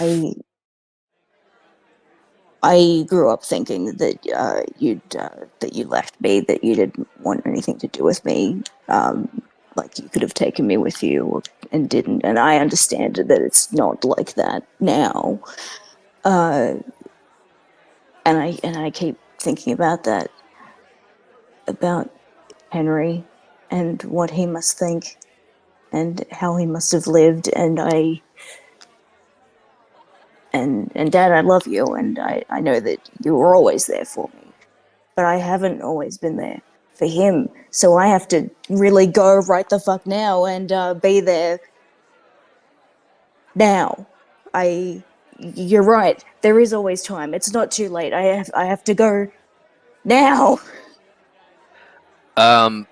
as you're kind of like jittering, ready to go, he presses your forehead, sort of the bridge of your nose, against his, um, and he says,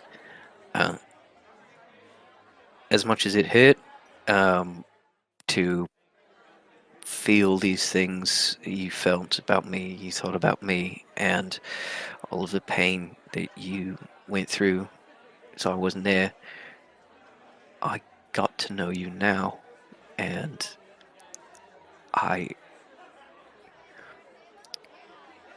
no amount of time is too long. I'll just say that again. I love you, and I am so happy to have you in my life.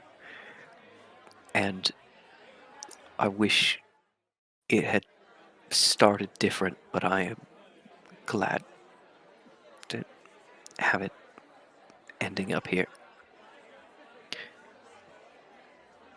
Don't be But- scared. Don't be scared. You know what you have to do. Yeah. And he kisses you on the forehead. You can feel clarity, a focus. Just a little shot of mental energy to speed you on your way. And Fisher's panic and anxiety, like, kind of just no time for that now. I am like, yes, it's time. It's no longer thinking about how, oh, I have to do this. It's like, and now I'll just go do it, and it's fine. And as you sit there and you kind of breathe together as you start to calm down, you know time isn't slipping away from you here. He says, I can't find him. It's fuzzy. Obviously, he doesn't know who I am, so I can't locate him exactly, but I'll do whatever I can. Anything you need from me, just call Thank you. and I'll answer. So you went to the realm of death, and Yeah, it now was a whole thing. is like a goddess thing now, or She's a saint, actually. interesting. With white hair. Oh, you know what? I can see it. You know what? Well, yeah, Yeah. yeah. Look, we're not. I can't really focus there right now. Otherwise, I No, fair. won't. Yeah. Yeah. You know. And also, it's not my place. I'm not that person. I'm not in that position. Jamal is. I mean, it doesn't hurt to say like, hey, you look nice. I did. She didn't like that. Right fit, you know. Yeah, I I'm was just like, it saying, looks good. I'm Yeah, not gonna meddle, it's listen. your This is life. what she's like. You can't tell her a good thing about herself because she's like, no, it's not true. But like, it could be like the most objectively true. Like, hey, you're good at necromancy. Literally, at now to the point, so good at necromancy that she's a fucking saint in her own goddamn religion. And she'd be Hey, like, nah. lots of people are uncomfortable with the uh the positive attributes, but doesn't mean it's not worth trying. I You just gotta never say got it over that. and over again, over and over again. Mm-hmm. Just gotta Yeah. build up that confidence. Mm-hmm. Yeah. I went slightly South African for a minute. That's all right. You're from everywhere all the time. She did like she does send her regards. Oh, I mean, she's welcome here. Whenever. Say hi for me. Yeah, talk to May too. Just give my best. May's not good right now. May's not good right now. You know what? I thought I felt a bit of trouble with the boyfriend, the sinner. Oh, I don't give a shit. Okay, yeah, no, I mean like she's possessed. Oh. Yeah. Oh. Well. All right. I like Sinner, he's fine, but like at any time he might just choose to snap my neck and then it's over. So like, gotta keep my distance. I don't like, that's their business. No, May is my friend, and but like she's not being entirely herself because she is not entirely herself because she's got another fucking thing in her. And I have to deal with that. But there's a whole lot of things happening actually, Dad. I don't know. Wouldn't it be great to be in two places at what? Oh, this is what I call Zeke for. No. I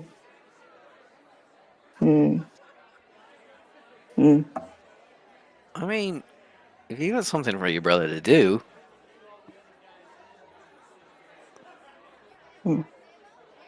Oh, they're gonna be so fucking jealous when I tell them about Caligulus' hair. Because wow. Calla, like, they're pretty, but Yeah, I know what you're saying. It's the strikingness. Yeah. yeah. Mm-hmm. Well, I have to go. yeah, no, I understand. Yeah, And yeah. he's your brother. Don't rub it in too much. But a little teasing is fine. All right, I love you. Do whatever I can, and I'll see you soon. Yeah. You're right. Also, Kakano has been hanging out for this entire interaction, just like passively absorbing the information. This is me saying that I don't want Kakano to fucking freak out. I just want him to be like, yeah, I got a brother. Unless you wanted Kakano to freak out, I understand. It's okay. You wake up. You've been asleep for a little over an hour, and you feel good. Whether it's an effect of your dad's magic, whether it's an effect of just finally getting that rest you needed, whether it's the effect of having a direction that you need to go in, you feel pretty good, better rested than you should be, more energized, more focused, more ready. And as you open your eyes, Kekano is there, pressed nose to nose with you, his little flippers uh, uh, turn around and cup your cheeks and goes, "Tell me everything." And the just laughing and it's like, oh yeah, okay, yes, okay, buddy. Let's sit here and have a little debrief. I've got a brother. I've got a little brother. Oh my goodness. Well, you know what? Depending on how we count it, older. I always wanted an older little brother. That's great. Yeah. The impression that I've been getting from my visions, Kekano, is that he doesn't know about magic, like in that it's a hashtag confirmed thing. I think he But might just magic is think so it is. fun. No, well, that's what we're gonna Gotta do. teach We're him gonna about teach him magic. that. That's what we Yeah. do. Yeah. Yeah.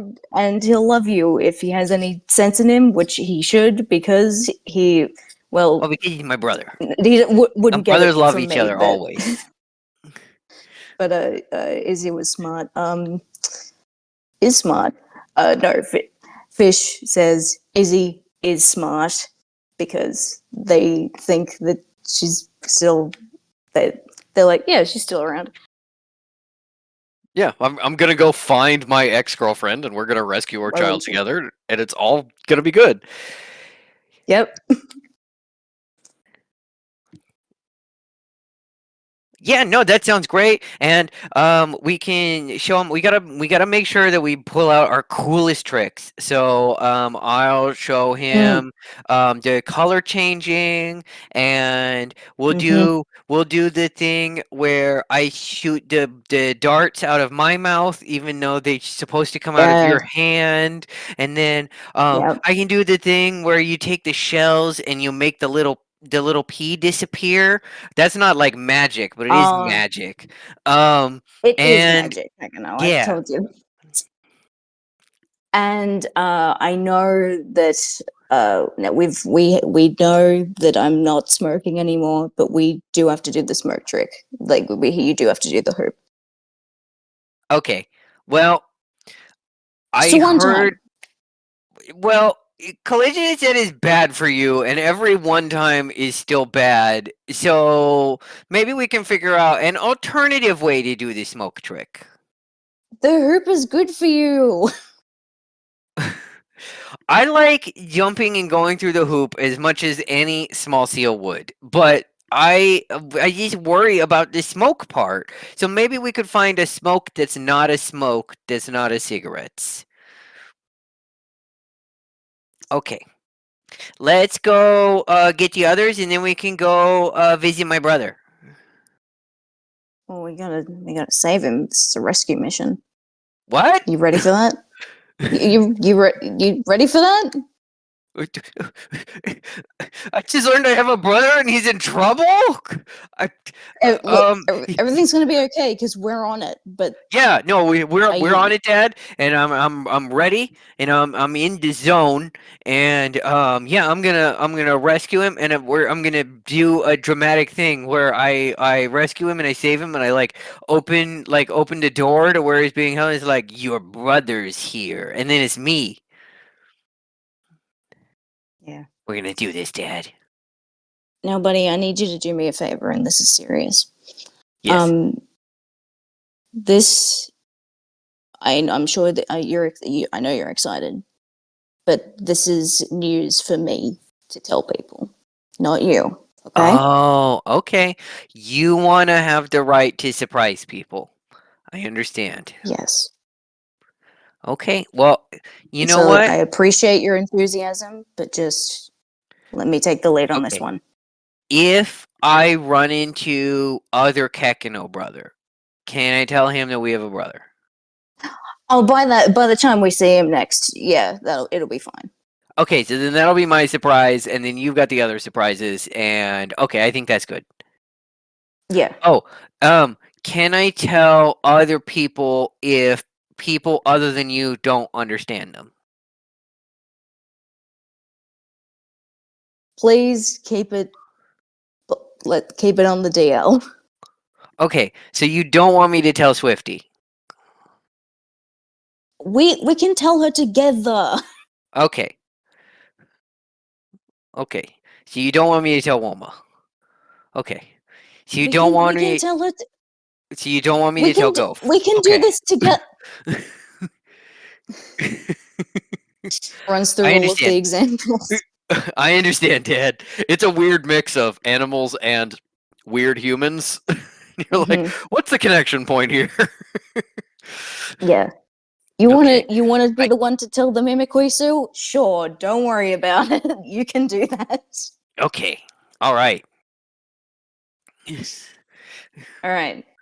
It's time for Colliginus's first meeting as a saint. You want to go stir Oh, shit that up sounds like maybe fun for maybe not colligionists, but maybe for other people. for us? Yeah. No, these will be fun. And then yeah, and then oh, Cal is not gonna have fun. But you know what? I'll be there and that'll make it okay. Yeah, it's all gonna be okay. All right, let's go. I hope she got my fucking book. Anyway, end of scene. Cut to Cal. I can never show them this book. um, yes, I also forgot to mention you do acquire, because I assume it was on Fish's list, the book that teaches the spell to expel remnants.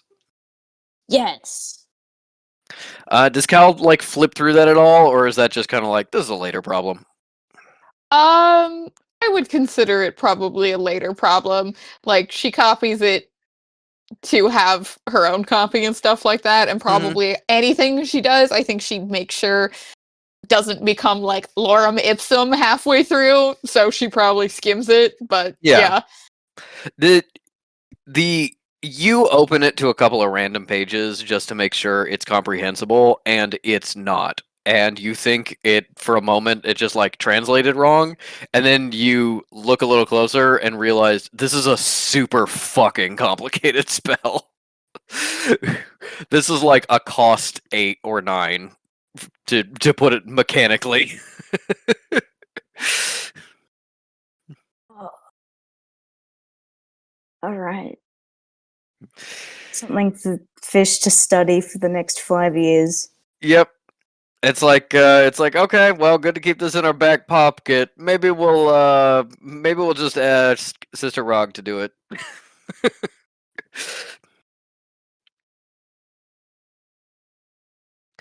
All right. As you head on down, you find that May is not there, which is interesting. You find that May is She's still in the extremely pruny. She's still in the fucking bar. You don't understand how her hair is that damp. It's not that long. Didn't she start her bath like 4 hours ago? Yeah. But yeah, in actuality, you don't find May because she has headed off to meet her contact. Okay, but I have a quick question. Do I spy a burly man lurking? Menacingly. Can I argue for advantage because Kakano could smell Sinner? And Kakano has no idea that there's an issue, so he'd be like, Sinner, hit me! Yeah, Sinner pet me. Also, Sinner's probably a little ripe. It's a hot country, and he's a big man. And he's a ginger. Yeah. And he's a ginger. Yeah, go ahead and smell the sunburn. Go ahead and do that with advantage. It didn't make a difference, but that's okay. Let's double check that. Yeah, that's just 15. All right. With a 15, you keep thinking you're hearing Sinner's voice around, and you never terrifying. You never actually like run into him. You just keep getting like murmurs and a cough, and you're like, "Is that Sinner?" And Kakano's like, "I smell Sinner around here." As you head down, you never run into him. He went up the stairs just before you came down to go to his own room. He's avoiding you! He's not avoiding you. He doesn't know May's staying here. Why would you go to the temple and not take accommodations in the temple itself? Surely they offer that. Oh, I can't wait for this delicious encounter in the evening as everyone schleps back to the hotel. And there was only one bathroom, and so everyone had to go in the middle of the night. Comes back with one of her fucking like temple sycophants that she's fucking, and is like, She comes back with that guy she was going to do a paper with, which is even more of a betrayal than if she were actually fucking it. Sinner is like, God, I need to take a bath. Why is this room sopping wet? It's going to take a little while to heat up more water for you. We used a lot. Oh my god. No, he's just been wandering around town because it's like, I'd like to take a bath, and they're like, sorry, it's occupied. For 5 hours? Yeah. Like, that's why he's been shopping. We think somebody was having phone sex in here. We heard her just talking and talking. I want us to keep upping the hour until we reach 8. And then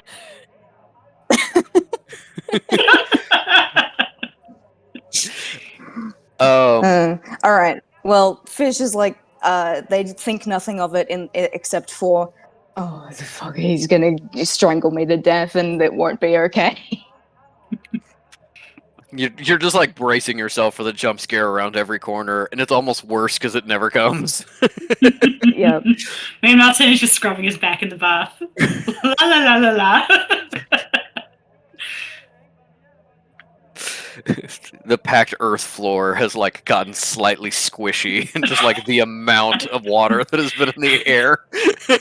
We're become sucking a up this Newtonic whole fluid. town. Was that Newtonian fluid? When like you smack it as hard? non-Newtonian fluid. Non-Newtonian fluid. Thank you. Yeah, as you head out and go back to the library for Cal's meeting. Meanwhile, May has been there for probably like an hour at this point. In a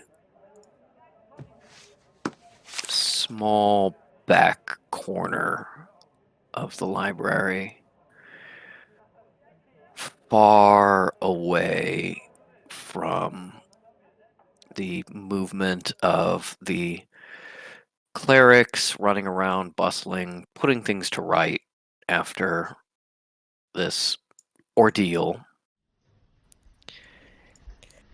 New high cleric is not able to move around unnoticed, but finds a way to not have a conversation, not draw too much attention as you tuck into this nook. Sitting across from you, you see a man, a little bit of a scholarly looking type. Right, thin, big glasses, has never lifted a heavy weight in his life, is what that tells me. It definitely like Coke bottle glasses. Honestly, kind of like a little bit sweating because the air is very close in here. But maybe a little more heavy set. Just an indoor cat who you did not expect to find here. As you sit across from him silently for a moment. He pulls out a little scrap of paper, and scribbled on it is yeah, no, exactly. No, you got it. Yeah, perfect. On it is the symbol of the house, as he just kind of shows it to you very briefly, and then puts it away. And May's like, yeah, the house secret, the house sigil, we've all seen it. What do you want? That's the sort of like, yeah. I'm sorry, do you not, is that what Jonas wants me to look up? That? He doesn't know about that? Oh, sorry. I just wanted to establish that, like, you know what this is. Like, you're the new recruit, right? And what gave it away, darling? Well, I got a message with a sketch of you, and Or was it flattering? Did I look good? I mean, I think so. Yeah, I thought so. I said rather I do think so still. Yeah, sure. Okay. Sorry. To work to our labor.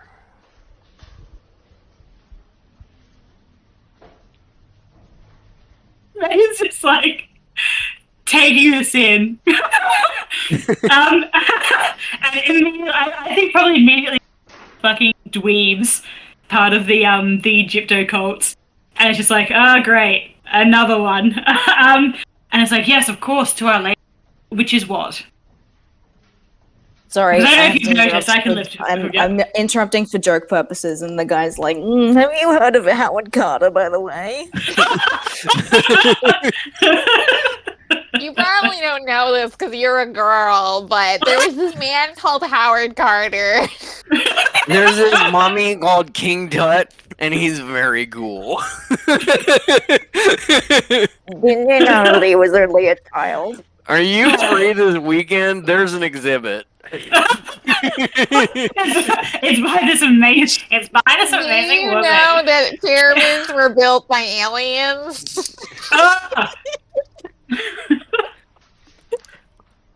I have an authentic crystal skull in my room.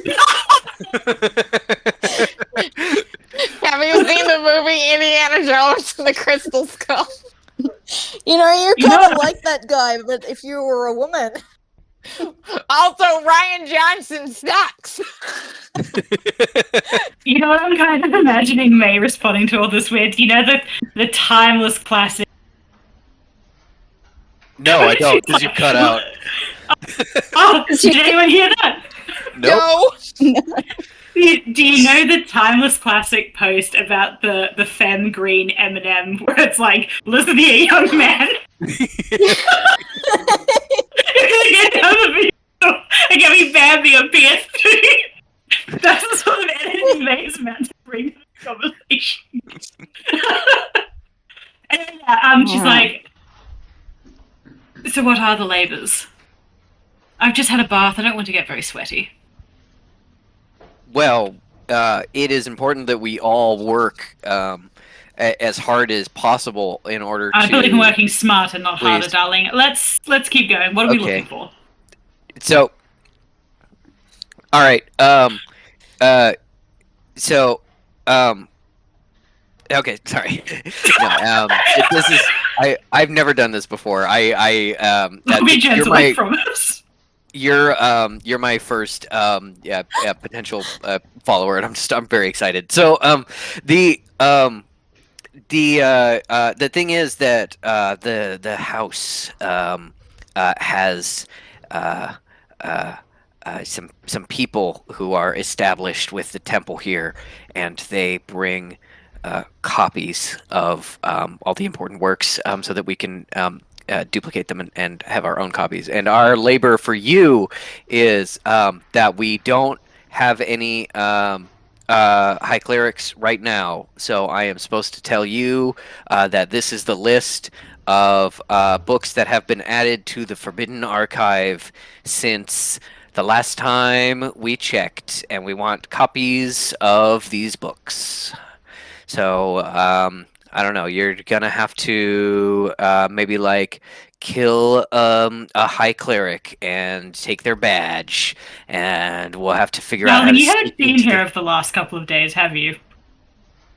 I have. I've been around. I've been working. I've been laboring for our caretakers at the society. May, like, at this point, I like to imagine, like, underneath her jacket, May's pinned the badge. And May, like, goes like this and says, I rather suspect you've had your head too.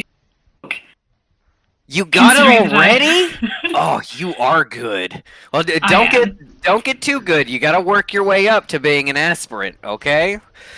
Oh, an aspirant. This is all news to me. I'm so glad that I have such a knowledgeable team. Could you tell me more about the ranks? I want to know how to climb them.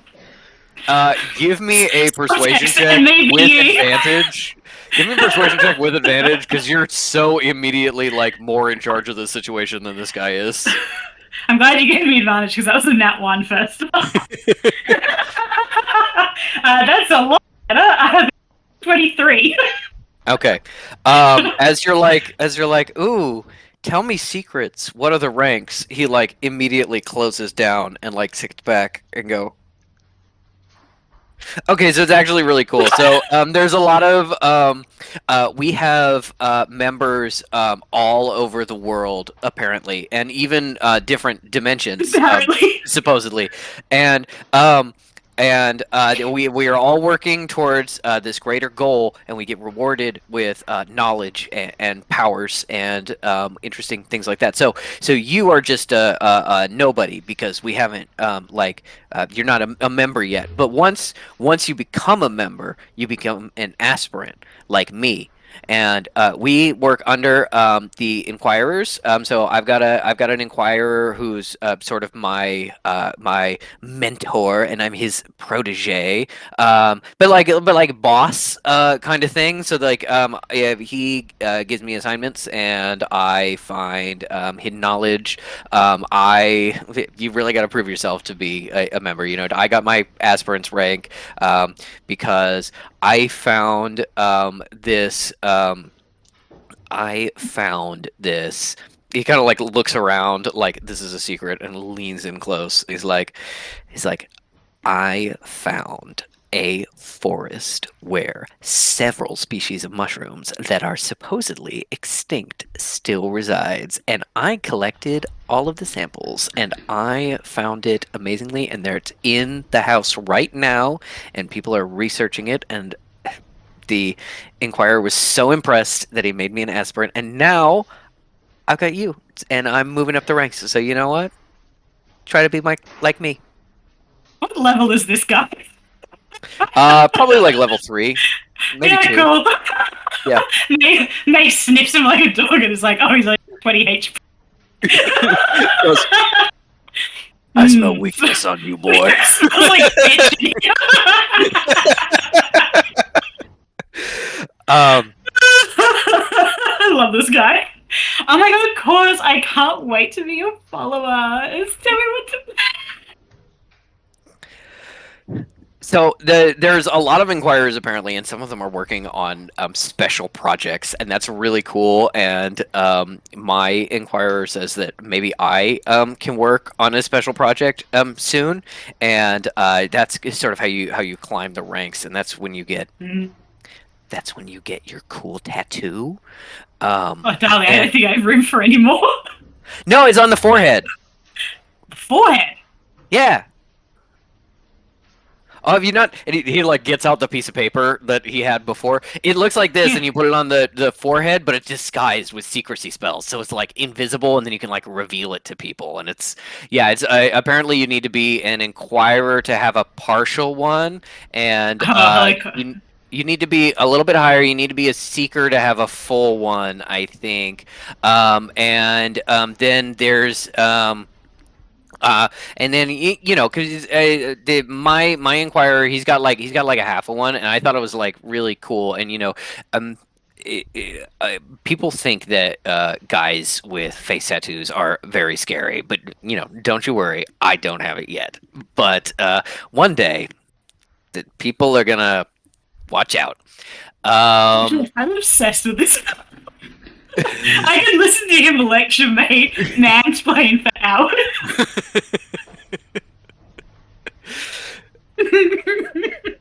Okay.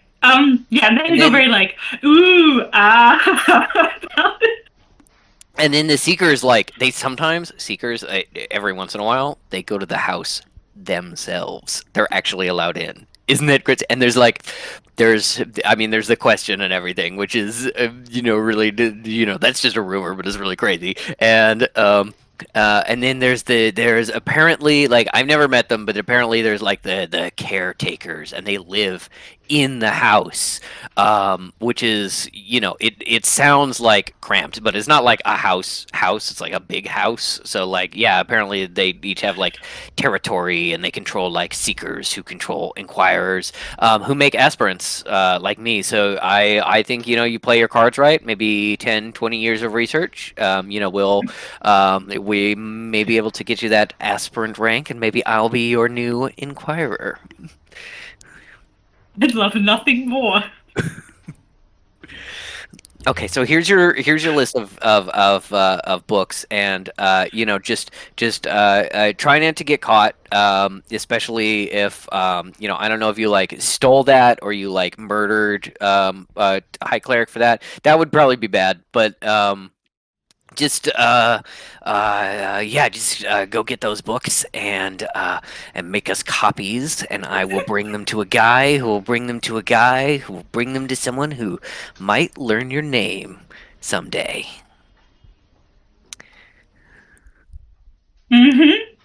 What was your name, by the way? Oh, I am Aspirant Koala.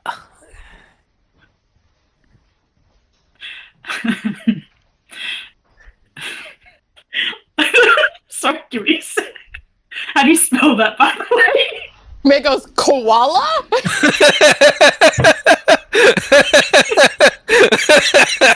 That is actually If May doesn't do it, Fish is gonna call this guy koala. I'm just saying. Sorry, darling. It is Koala? It is every bone in May's body to say that. Sorry, so how do you spell it, Patrick? I'm imagining a Q is involved. It is Quulla. Oh, okay. May, like... Oh shit, more like quokka. Yes! Qual. May is like, recruit May gladly. Very pleased to meet you, aspirant. I better head off. And May internally is like, oh, face the name of like one of the new high clerics.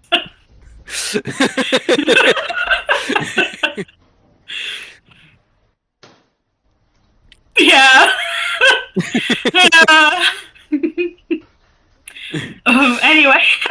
Yeah, she's gonna hustle down to the actually no, she's gonna take the she takes the list and is gonna head off to the library. What does the list have on it? You look on the list for the Forbidden Archive. Secret mushrooms. The first book is like The Rending of a Soul, how to destroy the soul of another person, and then the next one is Bones and Where to Find Them, Illegal Archaeology, and then the next one is a pamphlet about how all of the mole men are coming for us, and you're like, oh, it is literally everything in the Forbidden Archive that they don't already have. There's like 40 books here. They range from incredibly dangerous to absolutely fucking meaningless. You could not imagine why this was put in the Forbidden Archive to begin with. May looks at the list, and one of the things on the list is like, a gray remnant, and something in her head goes, check, and she goes,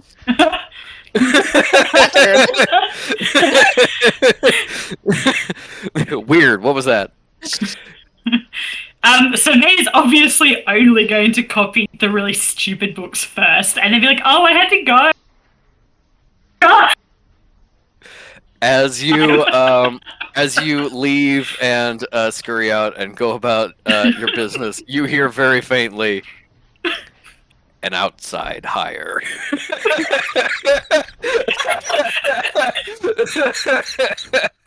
But Jonas, darling, I might someday get to work under him. You couldn't tempt me with anything better. I don't need to come to my own defense, but in the defense of others working behind the scenes, we already had him installed here as of a couple months ago, and we didn't bring in anyone new, so yeah. I'd love to see the look in his face when he finds out who I am, Jonas dear, but I'd better get to work.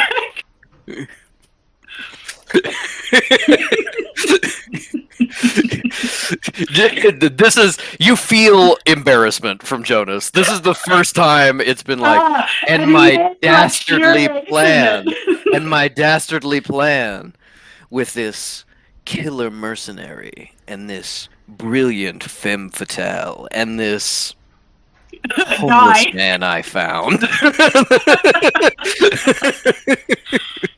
Koala, I hope you survive the next sections. I do too. I keep imagining him like being like, I heard there was a new saintess, my lady, and trying to like kiss Cal's hand. And then later Jamal comes in and Jamal goes, Koala! And Cal's like, no. Yeah, No. Cal's finally like, I think you should actually only be. That's quite enough of that. You know what? Sinner actually starting to look great as your best friend. Sinner would never dare touch me. I know, like, what if I was to like lead him quietly withdraw my permission for him to be there just before he steps out of all the bikes? Wouldn't that be awful? That is within your power. You can fully be like, hey, this guy sucks. Kick him out.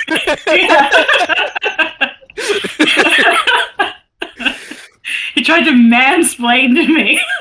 I'm gonna kill him. Yeah, okay. So anyway, May prioritizes her own research, though. Thank you very much. I think you're there's a so little. right. I think there's a little bit of crossover. May comes down just as Cal and Jamal have had their emotional talk and are now finishing up the research. And And yeah, the library goes, hello! Someone's going to interrupt if anybody's kissing! Kissing. May is like to Cal, if you see a weedy little nerd named Koala, I am not around and you shouldn't be either. Cal is like, understood. No follow-up questions needed. sorry, did you say koala? The with the glasses. Yes. Oh, Jamal, don't. Don't do this to me. I only spoke with him a couple times. He's apparently here doing a research about mushroom poisonings, something like that. I helped him find a book he was looking for.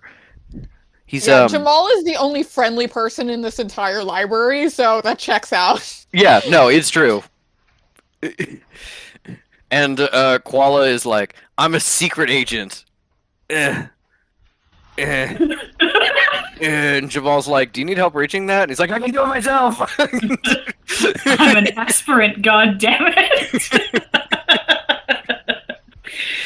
Okay, you've seen me in person, shorter or taller?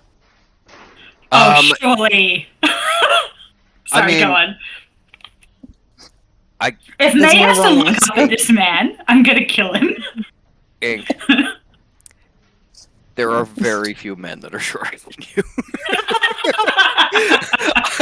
not to be mean, but just like statistically. Trans icon? We need want him. cringe fail trans representation. We don't want him! No, I think Koala is taller than you, but probably not by a lot. Cool.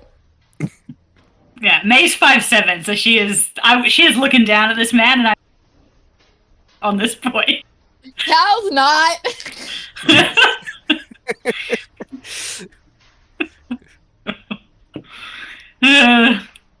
Yeah, Cal, upon Jamal being like, oh yeah, my buddy, Cal is like... I mean, Jamal is kind of like, oh yeah, I met that guy. It's like, friend of yours? It's like, eh.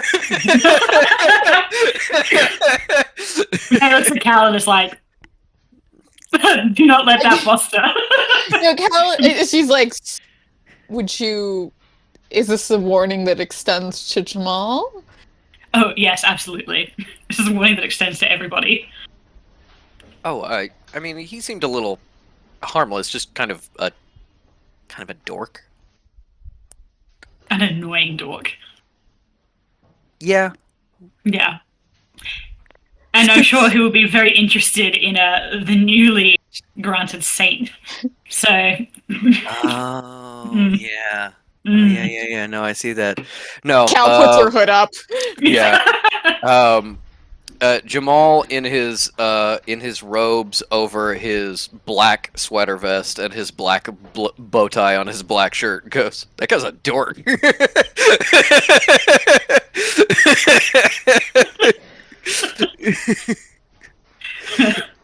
May is filled with helpless affection.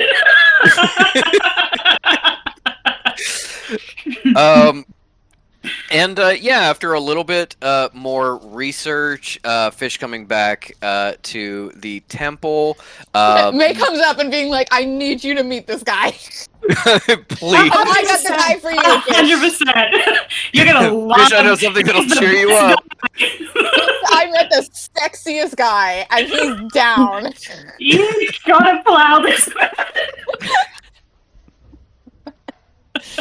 He's down for anything. Yeah. Here's the thing. you know. Here's the thing.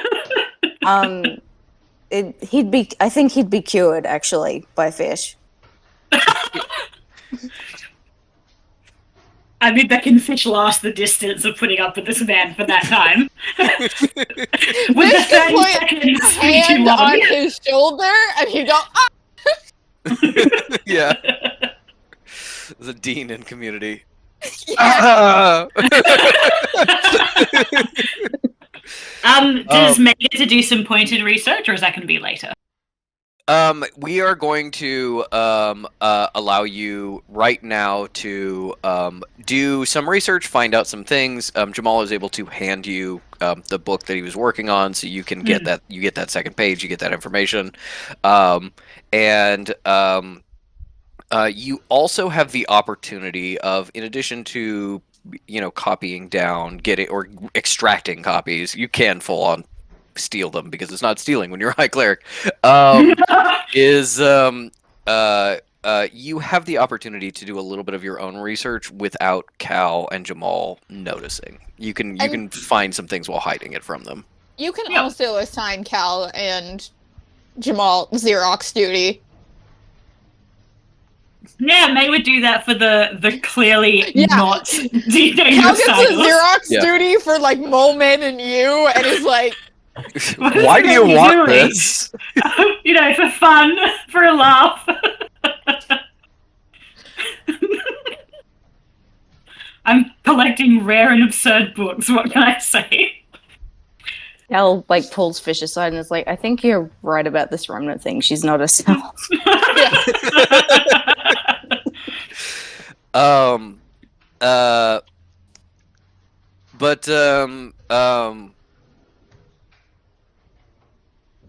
What was I going to say? Oh yes, you did get one You did get some important information out of him.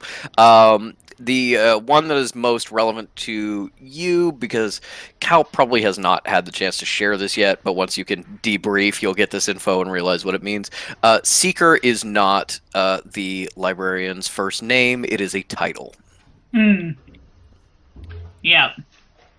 Cool. I got that. May is going to research the DAV, the Illuminant, and how to use that cleric badge without taking a level.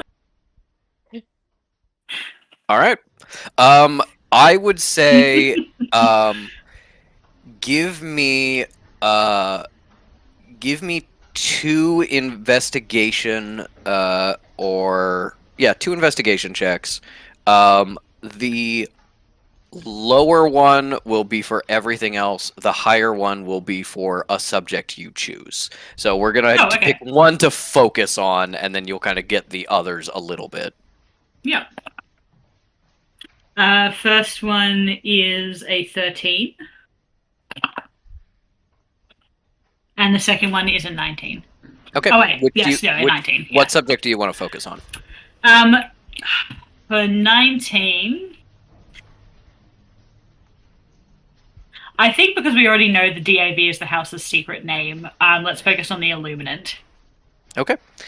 With a 19, you do not find any information that is specifically about the Illuminant, but the name does appear in a list of known ancients. There is essentially in a book that otherwise doesn't have anything to do with anything you're researching, in an addendum is a list of essentially names we've been able to pull from various ruins, walls, and such in order to know the names of some of the ancients. There are some that you recognize from just learning about this. There's a name that is on there is a name that's on a very famous ruin, like the first ruin that was ever discovered and partially translated that May has studied, called the Steward. And then it's just a list of random names and where they are found that ruin fragment, eastern wall, North Greece, things like that. The Illuminant is in this list, mentioned on a fragment in a ruin. There is no other like reference, even from whoever made this list, of like who or what it is or what involvement it has. The records of the ancients are incredibly sparse and sporadic. But you think that if you like really pulled on your own research and devoted some time to it, you might be able to find even just a little bit more, because you are not necessarily the expert in ancient language. You are pretty much the expert Yeah, in I'm a the top ancients and ancient mind. Yeah. language. Yeah, With the sorry, it Patty, is with the fragment it arguable was whether on. you are the top, but you are up there. With it being on a fragment, do I know what like stele or something that the fragment appeared on? Like what location in the world? You do, and you can there is a you do know that there are records of a copy made of the symbols, which unfortunately you've learned in your research, deprives the symbols of a lot of meaning, because actually they're supposed to be charged with magic, and they give certain images and senses and things like that through, they're not just writing, which is why it was so hard to translate them for so long.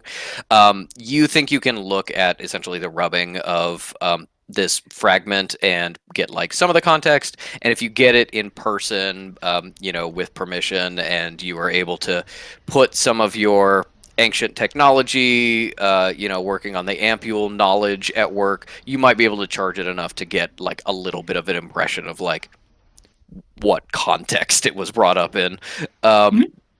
Because it is like just a name out of context. Yep.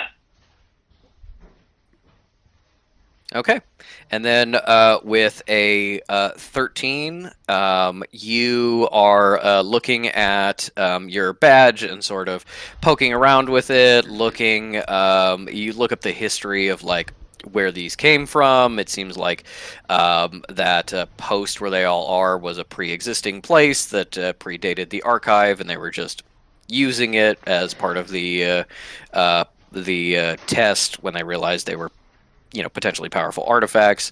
Don't really have any sense of like where they came from, but your mind is kind of turning to being like, well, it does seem to like kind of act like a conduit of necromantic magic. Maybe we could create something that like captures necromantic magic and turns it into more general magic that others could use, or maybe a more specific magic for me that I can use. Things like that. You're kind of, you look into it and the kind of the way it works, and you feel like this becomes less of a research question and more of a tinkering question, essentially.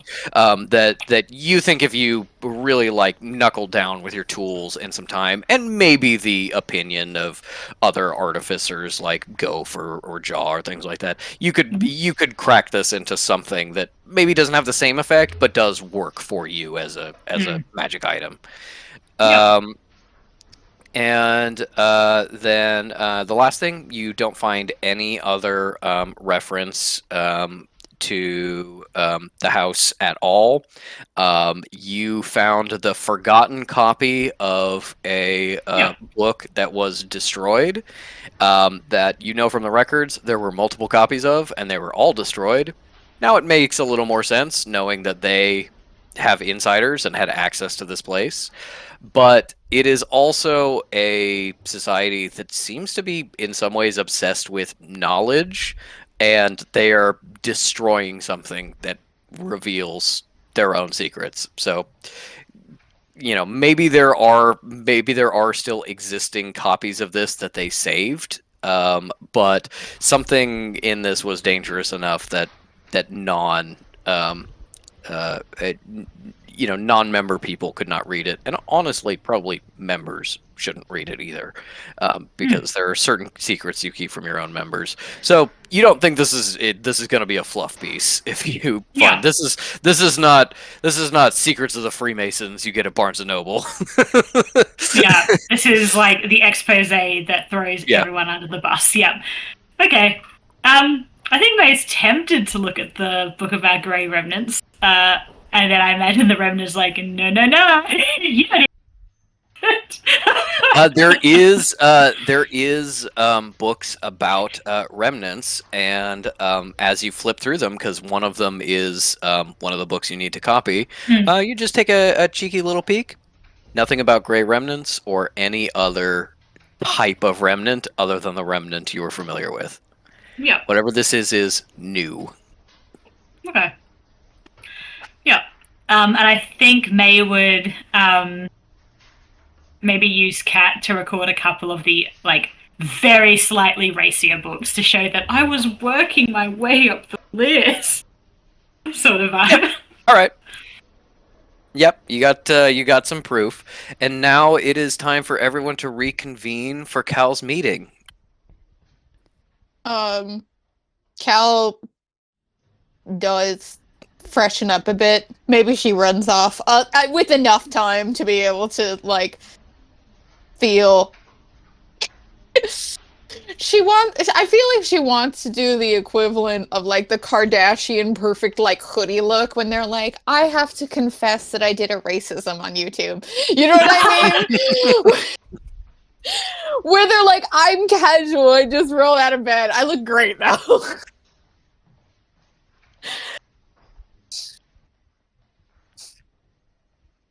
So yeah, really simple robes, but they they're clean, fresh, they don't have blood on them. Tries to do something with her hair. I think puts it in a braid over her shoulder. Unintentionally does an Elsa. That doesn't exist yet. She starts it. She starts the trend. Yeah. Yes, the thick That's low not braid. even necessarily something that she has to run home to. It might be their spare robes that she, can sew up to fit her within the hour. But yeah, she does whatever is a very subtle, clean girl look. You probably ask a passing novice where you can get an extra robe, and he is too into you talking to him that it makes you uncomfortable and you have to leave. No! But the sense you get, which is probably pretty uncomfortable for Cal, is you're a high cleric now. If you open a door and the things behind that door don't belong to a specific person who lives here, you can probably just borrow them for a bit. You're in charge. I'm the captain now. Yeah. And with that, I think we will reconvene everyone in the original meeting room of the library of the Council of High Clerics. Before they go in, Fish catches Cal and goes you have to tell that lady to never arrest me again. I don't want to go back to jail. Cal looks at Fish and goes, do you intend on doing anything that would justify an actual sentence in this temple? I didn't do anything. I was trying to help her. And so no. I understand that. But if I give you a free pardon for life, I don't know what you'll do. I'm not hanging around here.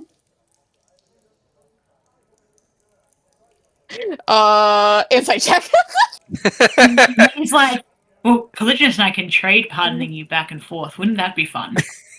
I'll take the next one. Look, they're not gonna. I don't think I need to make a roll about anything. They legitimately want to get out of here ASAP. It's just they don't want to be put in the cell again. That's a 15 for me. Okay, yeah. You see that Fish is genuinely like, I don't care about this place. Yeah. Cal's like, all right. All right. Well, if you, as long as you don't try to do any sort of ridiculous exit level shenanigans, then yes, I'll ask her to make sure that you are not to be held in the cell under any circumstance. Thank you. How hard is it to As get things done? I as guess you we shall see.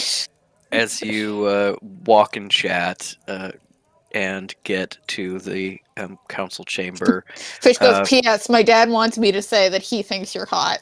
I don't know. that's definitely what he said. There was no other context to it. Yeah. As you open the door and head into the same room where you were tried and given the option of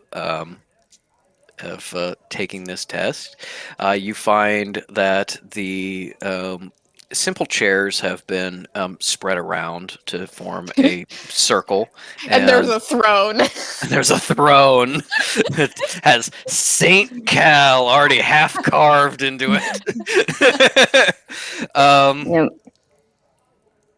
As you enter, you see Sister Rog conferring with some of her colleagues. It becomes quiet as you step in, all of them looking at you. Um, um, High clerics you see, but also um, senior clerics, um, people who have enough pull to get in the room. It's actually a little more crowded than when you had your trial here. Um, People wanting to get a look at you. And the only one who treats you even a little bit normal is Sister Rag, who says in Russian, and her translator is here now, so translates, please, sister, have a seat. And you as well, sister.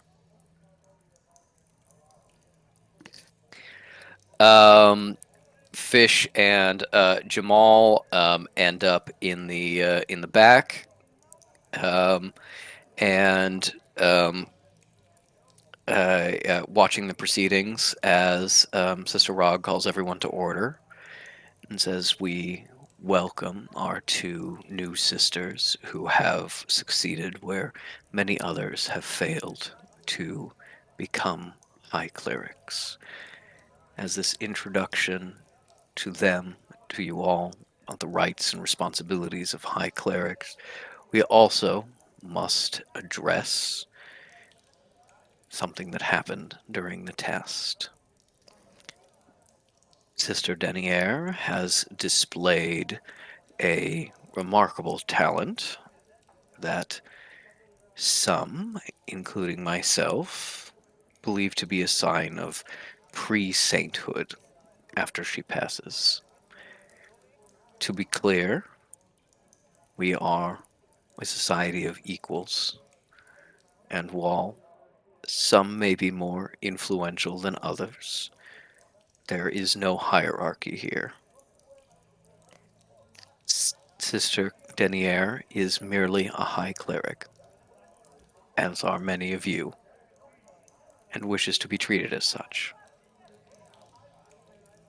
Now then, sister and sister,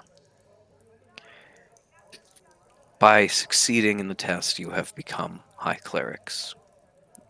Any crimes which you have done, absent certain infractions such as murder of a member, are hereby wiped clean.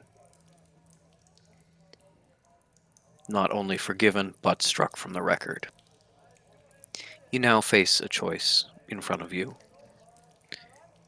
Many of our high clerics, as you see, choose to stay here with the archive, finding a connection to it and community, but not all. Some return to their homes, and while a high clericship is not recognized outside of these walls, it is also not something that fades with time.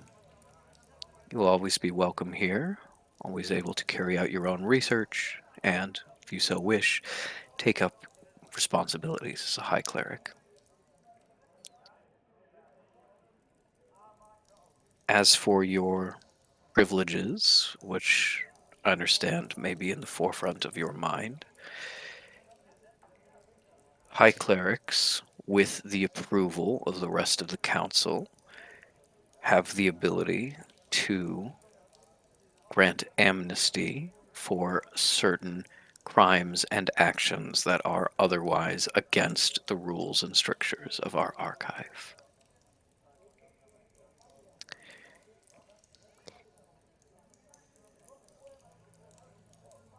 I believe there are some among your number who may qualify. And she kind of like turns in her seat and looks at Fish and Jamal. And Beliella, I'm sure. And Iliola is not here. girl, that May leans over to Cal and is like, we have the opportunity. Funniest. What would that be? if you had this high school experience of like, you know, the sitting all in the Great Hall auditorium and being like, oh, now we're just going to call out the bad kids for a second, and the bad kids go, yeah! That's fair. That's fair. It is entirely quiet, and Fish goes, woo!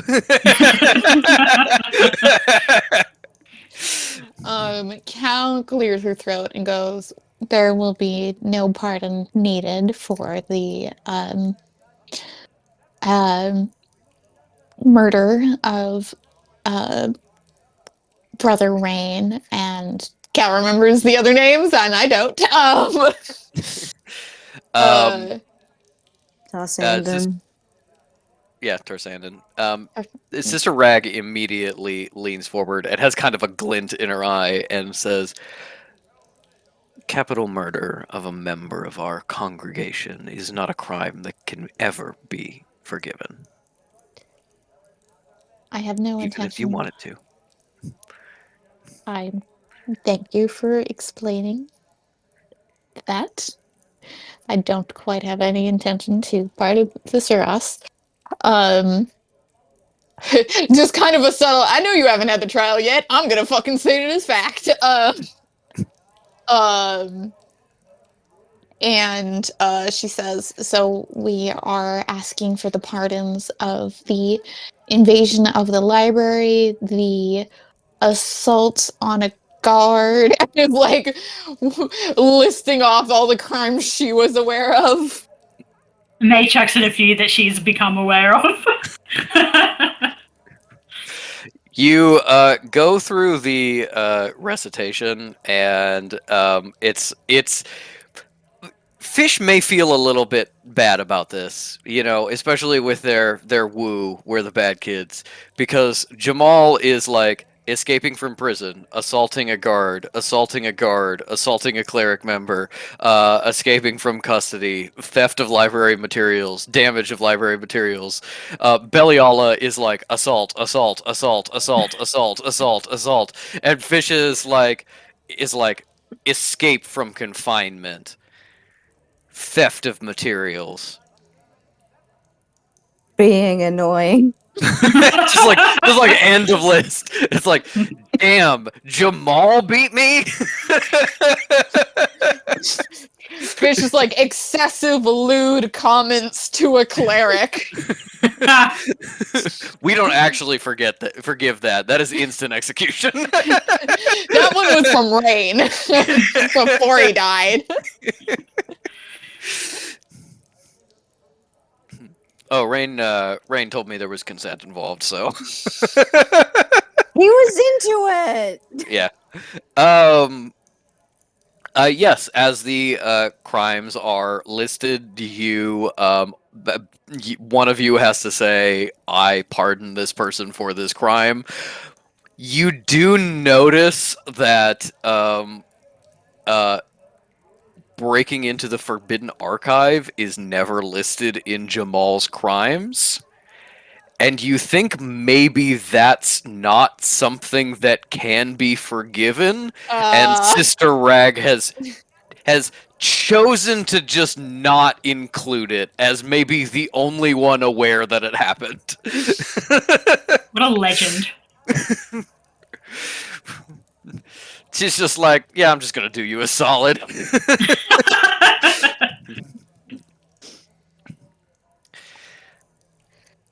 Very well. Cal's like, do I need a scepter? Like knight. All right, then we shall move on to our first order of business. Bring in the prisoner. As Sister Oss is led chained into the meeting hall and is forced to kneel down in front of you, handcuffed, sealed, and blindfolded.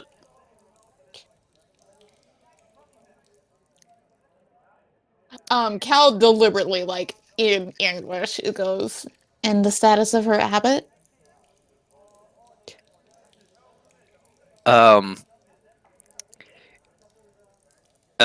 Sister Rag smiles very slightly in kind of a she has a mean streak way, and then reads out and is translated into English. We have received word that Brother Tinnitus stopped breathing about 10 minutes before we started this meeting and has now passed on. Cal's like, I am so sorry. I have to go pick up my sister. We did promise to throw a rager the minute we found out about this. Are we sure he's dead? I want to see the body. Yeah. May's like, I want a trophy. Can I please get his finger? I'll take an ear. You won't miss it. No, that's Fish's sentiment as well, where it's like, where's the body? Give it to us.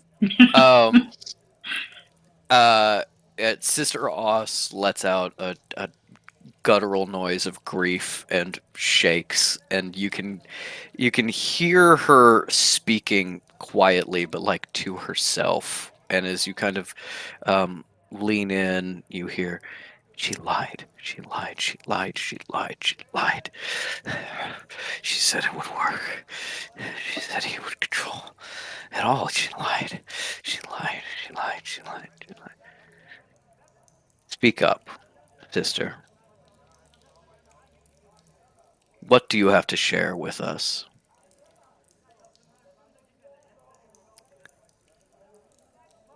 I makes no excuse for my actions, only regret we did not succeed. You claim that I murdered these clerics, and you've decided my guilt. But we only sought to complete the test, give Abatinitus rank he deserved, the rank promised by her. By who?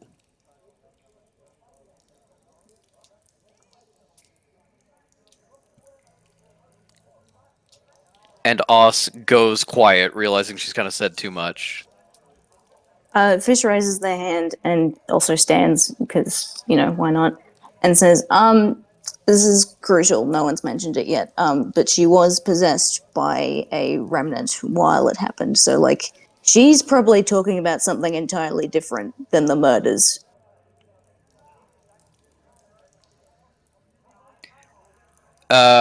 She kind of like whips her head around to look in the direction of your voice, although she can't see you, and growls at you a little bit. Yeah, she doesn't remember doing the murders because she was under the influence of a remnant. So she's kind of right in not admitting guilt to that, but there is no defense against I was planning on murdering people who came here under guest rights if my abbot didn't complete the trial successfully. Like there's this thing about being like, you murdered our brother and sister, and that's a horrible crime, and you're gonna suffer for it. It's like that's not true. But also, I did do a bunch of other stuff that should get me executed anyway, and you have too much proof of that for me to deny. Um, as a uh, as a brother steps forward and displays a piece of paper to the rest of the room, you see some writing and some sketches, and drawn in a quick hand, little symbol, triangle, a rough version of a sign May is familiar with, and you are familiar with through May. Perhaps this is what she speaks of?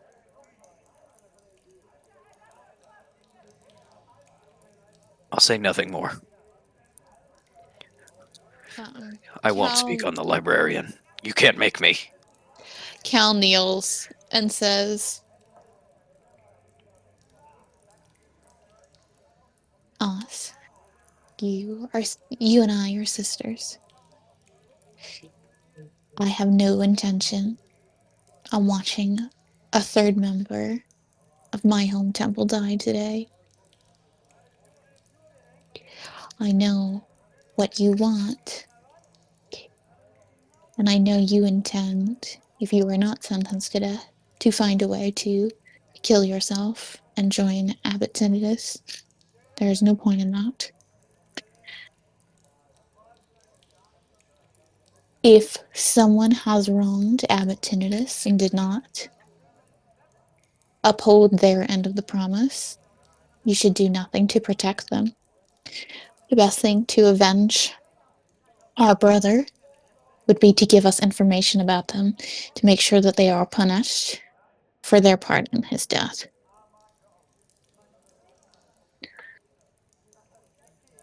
Give me a persuasion check. I will say before you do that, roll me a religion check as you're kind of like leaning on this relationship of the family from the temple. Yay! Religion's gonna be a 19. Not great. And then you said persuasion? Yeah. Yeah. A 19 is under 20, so you're going to roll it flat rather than Okay. with advantage. Okay. Oh, not bad.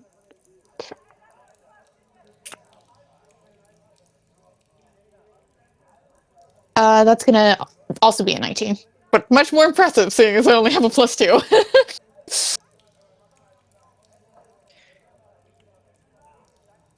As Sister Oz sits back on her heels and is quiet, very still, and then you start to see the blindfold moisten as she cries hidden tears.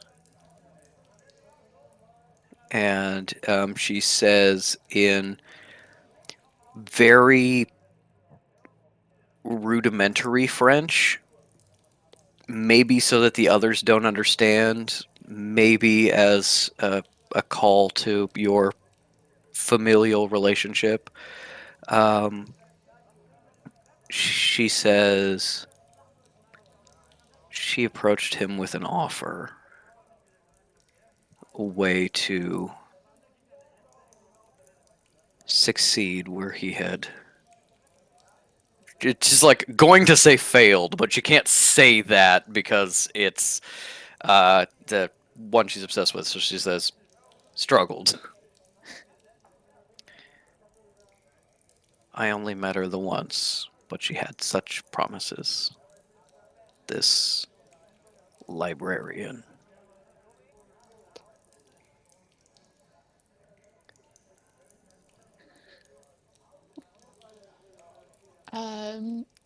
Cal nods and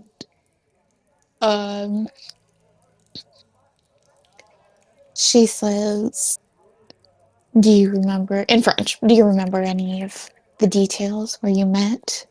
How you arrange the meeting?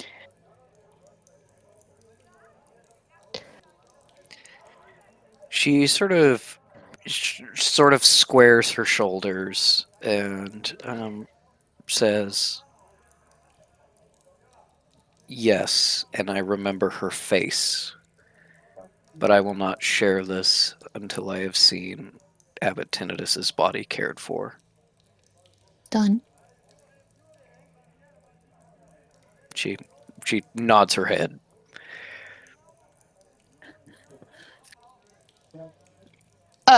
Cal straightens and says, Sister Oz has agreed to provide more information after Brother Tinnitus receives his funeral rites. As someone who failed the test, he was to be given to the body garden. But I suppose, as a first deal made by our new high clerics, we could do things in the traditional way. With no offense intended, Sister Rag, you do not want him as part of the bodyguard, and he will find a way to try to He's gonna reincarnate as a tree or something and fuck with you. try and create discord throughout the harmonious I'll state of misfile the the books. library. It's not. It It'll is. make the library sad. Yeah, he's gonna call everybody in the library slurs. She says, Legitimately, he'd hate it so much because no one speaks English here. Yeah. And he went to a French temple, and and he said, "Everyone, shut the fuck up and speak English." Mm-hmm. That was something Patrick and I established early on, and I was like, what a great way of just simply explaining what a fucking asshole he is. Yeah. You're gonna speak my language now. It's just such a thing of being like I could see a bunch of like very religious people being like, yes, of course, no, that makes sense to like make you more comfortable. And then you kind of like leave the church and you look back on it and you're like, what the fuck, man? I do not have religious trauma, so I don't know how consciously I was thinking of it, but it's the same thing. It's like he's very much a parallel to like pilgrims and stuff like Yeah. that, about like coming to a foreign, obviously it's white people, whatever, but coming to a foreign country and being like, you do things my my shit now. way. Yeah. I This claim is this one of land the for ways that England, you and know I that don't I give a shit if you were intended here tinnitus first. to be white. Yeah. But it didn't work out that way because he didn't. Mhm. It's just too good a fit is the thing. It was. Yeah. No, Cal is nods to Sister Rag and says, for the benefit of um for the benefit of the library, he should not be part of its collection. And there is someone I deeply respect who will have an easier time visiting his remains if we give him his traditional rights as opposed to adding him here. Very well, sister. We'll see it done. Also, my sister can't piss on a wall. She can piss on a grave. Do you actually say that? Because No. there's going to be like a translation back and forth and be like, that can't be what she meant. And then I go through it again. But yes, she says we will handle it with all respect, and it will be ready by tomorrow morning, and Sister Oss will complete her promise then. All right. Thank you. And after that, there are a couple more orders of business that are just like yeah, when the library was going crazy, it knocked over this shelf, and we messed up all the books, and we're wondering if maybe we should just take this opportunity and kind of do a soft launch of like a reclassification system Tal since and it's already Jamal are like, fucked this up anyway. is so interesting. Fish like, tell me. Yes, immediately gets into the nitty gritty, running a One temple. last thing about Oz Mhm. is that Fish speaks up again to be like, and she should be watched 24/7 by someone who we know we can trust, who isn't infected by a grey remnant or a remnant just in general. Who would that be? I don't know, Eldritch Sight, who on the council looks like they can do it. It can also I be mean, Beliala. yeah, Beliala can do it certainly. Sister Rag is unpossessed still. Yeah, but she's. But if you don't we have need her in her charge, around. everyone else is going to be useless. Exactly. You know, she's kind of wasted just like guarding a cell. But yeah, you can assign Beliala to it. You know, they're gonna have their own guards, but just have Beliala there for safety. Yeah, Beliala's like faux sentence, jail sentence is for all of her assaults is going to be like you stand near the jail for a little bit. Yeah. Yeah. You're not allowed to read a book. You're not allowed to read a book. Joke's on you. I can just read a book with my eyes open. Let me just think about the book I was reading. Watching Shrek in my mind. Watching Shrek in my mind.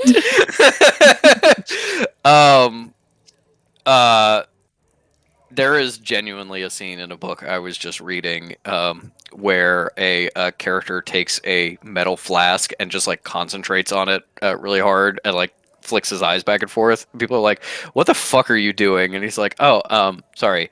I there's a book that I read a lot when I was still allowed to have books, and sometimes if I concentrate, I can like read snippets of it again from just like my memory." I was instantly like, you know, watch Shrek in your mind, but I was like, that is kind of like interesting and sad. It's very sad. Yeah, he's a prisoner, so they took away all of his books. Um, the specific reason is because he turned some of the pages into a shank and stabbed a guard. This is why we need abolition. Yes, that is Iron Widow. But Guarding Oz. But yes, guarding Oz. Yeah, you can absolutely assign Beliala to do it.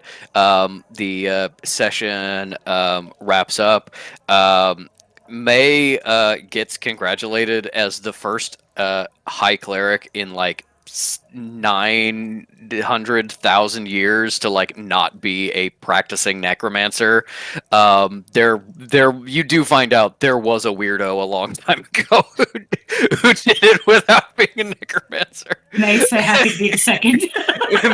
He's like, I gotta learn about this guy. This sounds fascinating. The guy, Koala. No, I was imagining this is the same thing about like the straight guy in the gay straight alliance in high school about being like, yeah, thanks for being here. I'm sure, yeah, it's just because you're such a great ally. You're definitely not going to get into necromancy anytime soon. Yeah, You're not definitely going to be not. forced to take a level in necromancy because we gave you a sick badge.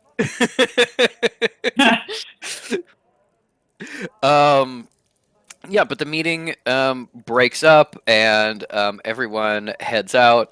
The high clerics are a lot calmer now, and so some of them come up and chat with you both very briefly, and you know, give you nods of approval. But it seems like the more rabid people are hanging back. Although you do hear like the Saint in here. Like people are talking about it. Yeah, Cal stands up and is like, and as the last thing in the meeting, I just wanted to say, pulls out a piece of paper. So, because of my use of a particular spell, my soul was never actually in any danger, and therefore I never became the same. There's a round of like translation, and then Sister Rag is like quietly with you, kind of like taking your elbow to like lead you out. It's like that doesn't matter. I think you should recheck your texts. That does not matter. You are a saint regardless of whatever help you had. um, No. I'm still trying to argue. no. As you exit out of the room, you find Sister Tail leaning on Sister Beliala. Is still seemingly a little weak and infirm, but with a very bright spark in her eyes, especially when she sees you, and um, seems like she's been resting and has like recovered somewhat, has rallied a little bit as she walks up to you and says, "Thank you. I don't know how I can ever repay you, but thank you. Thank you both, but especially you, Cal. I remember you calling to me in that weird in between space, dead but not moving on, and that that voice just telling me to hang on, that you were just around the corner, that you could help. That voice, voice just kept saying that you would save me if I just held on a little bit longer, and it felt like something grabbed me, some force held me, burning force. And the voice said, just hold on a little bit longer. She's right there. No, she'll bring you back to life. Just hold on.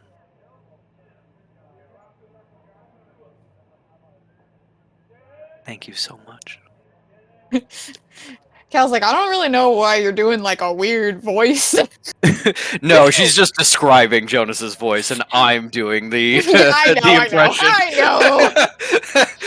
And then Tail goes, he kind of had a raspy voice. Seems like I'm sexy. You ever seen the movie Age of Ultron? You ever seen the movie Age of Ultron? You know Ultron's voice?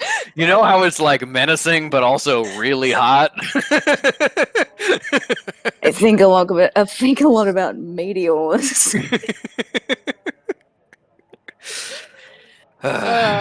He said his name was Robert California.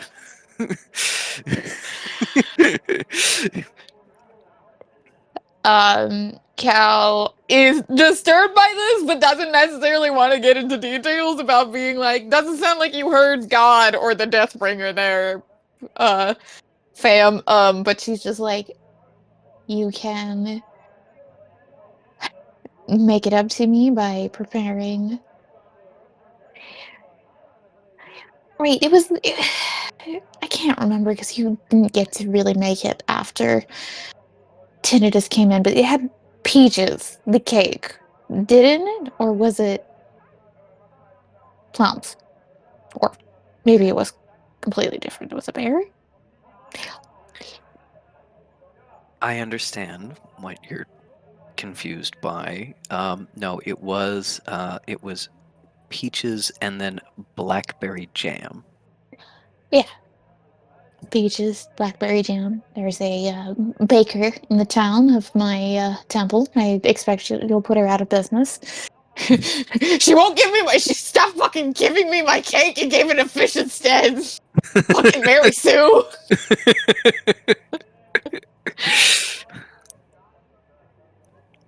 That's another one of Fish's many names. Mm-hmm. I'd be happy to, dear. Looking forward to seeing everything you've been able to build. I know I look a little, pathetic, I guess, but Elysium is waiting, so don't let me slow you down. I'll help however I can. When do we leave? Do you believe we should wait to make sure that Tinnitus's death rites are done correctly? I'm loath to make Elise wait any longer, but I also feel uncomfortable that being done without my supervision. I can supervise it. You realize that, like, if Oz is going to spill secrets, you probably want to be there for it, rather than like get it secondhand. So you do probably have to stay till tomorrow rather than rushing out tonight. But theoretically you could go ahead of everyone else. I hope they handle it. But yes, Sister Tail offers to take care of the rights for both Tinnitus and Enharken. So she can, but basically Cal can be getting like plane tickets and preparing and just show exactly. up to be like, all right, confession. Yes. No, everybody's gonna show up tomorrow and go like, all right, here's the bodies. They look good. Sayonara. Tell me secrets. And let's go. Cool. Okay. Cal's just gonna jog up to the temple door in the morning and go, all right, I want to be out of here in 10. Let's get this thing moving. Yeah, very well. And as Beliala helps Sister Tail move along, and you probably tell Beliala, hey, you're going to stay here and keep an eye on Clerics and make sure nobody kills her. As they leave and walk down, you hear a little bit in the back of your mind. I knew you could do it, Saint Denier. No response. Congratulations. Fades in the background. Cal goes, Cal thinks, can you believe that's, can you imagine just trying to actually respond to him? Like, clearly playing right into his fucking game if you try to talk to him. Like, you just ignore him for like 45 seconds and then he dips. You could actually feel it be less fun for him that I don't give him what he wants. Sometimes I can feel him say something nasty, like something about Elise, and then I just pick up a book and I just wait for him to leave. I say that's my problem, Denier. I'm always saying, fuck you, fuck you, fuck you, fuck you, fuck you. And I'm never reading a book. That's the secret. Books, obviously.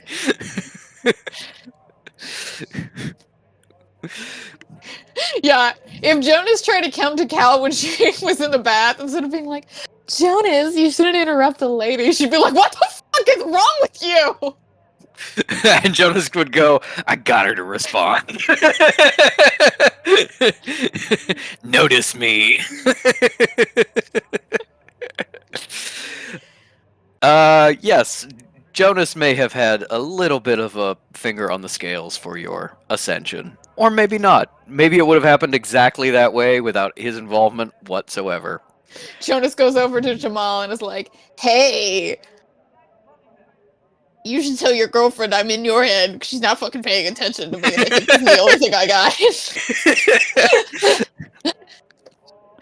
I have a feeling she'll go, no, don't bother Jamal, I'll talk to you. So yeah, just like pass that along. Hey Jamal. Wow.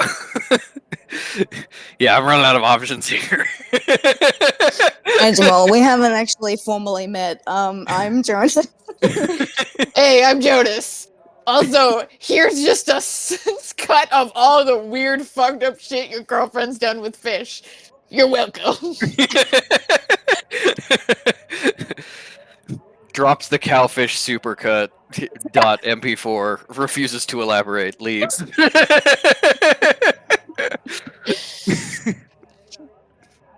YouTube video every time Cal and Fish touch. 4 hours.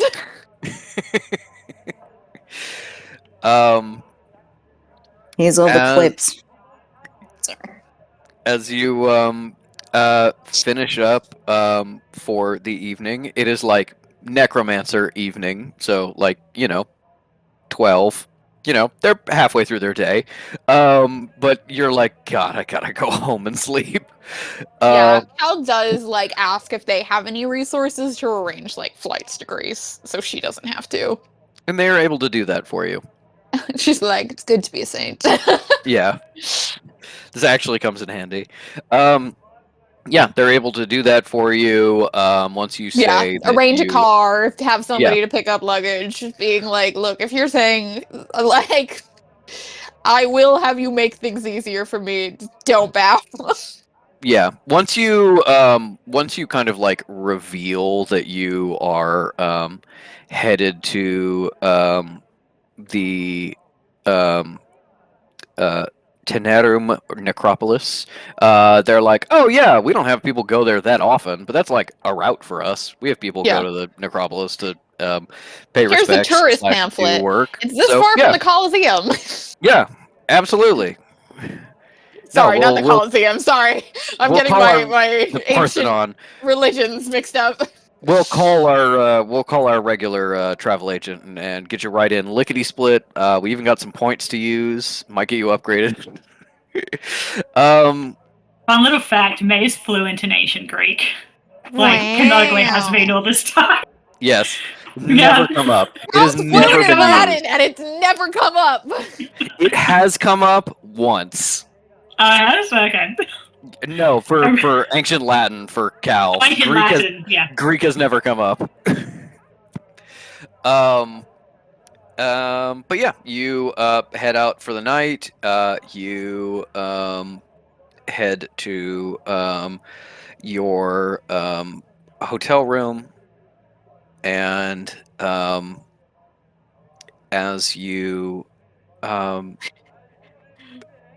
step into the lobby, Kekino is telling you about all the potential names you could go by now. There's Saint and there's Saintess, or you could be Most High Cal, or you could be High Cleric Cal, or you could be Collisionist Maximus. You know when I said this is in the inner shot of May, she's not thinking about it. You know when I said mom makes me uncomfortable? In comparison, using the word saint to refer to me makes me tenfold more No, uncomfortable. Collisionist, I'm sorry. No, I was just I wanted you to get excited about it, and Not happening. You can call. She was like, if you wanted me calling me mom, if you were tempted to call me saint, I would rather you call me mom instead. But be careful about saying mother because then that kind of calls back to the sainthood. So. Okay. Dad. Yeah. I got permission to call Cal mom. No, what? No, you didn't. She doesn't like it. Fish is not paying attention. They're at the front desk being like, can I have a phone, please? Because they're going to be making calls for the next 5 hours. As you are making calls and Which is sad, because Cal would absolutely be like, you can use my fucking resources as a saint to do Henry stuff, but Fish is like, no, it's secret! It's secret! I'm embarrassed. She doesn't know yet. Exactly. And also, but yeah, no, Fish is calling up the Canadian Sanctuary and Metal and Sarah and being like, can you just send guys for me? Being like, and hey, also Metal, find the place. how many days is your wedding again? 4. Cool. You're not gonna need me there, right? You don't mind if because I'm going to have a thing to do. Yeah, no, I'm not. I won't be there. No, I definitely won't. Yep, hangs up. Yeah, you make some calls while Kekino is asking you, will Henry refer to Cal as mom? And Fish is like, I don't know. What? This is not a What? verbal conversation. And as soon as Kekino tries to bring this up, in fact, Fish just goes, how about you just leave me to it, please. Okay, bye, Dad. I love Yeah, the but idea that canonically remember Fish what did we go, how talked about you just about. fuck off? And they went, no, my boy.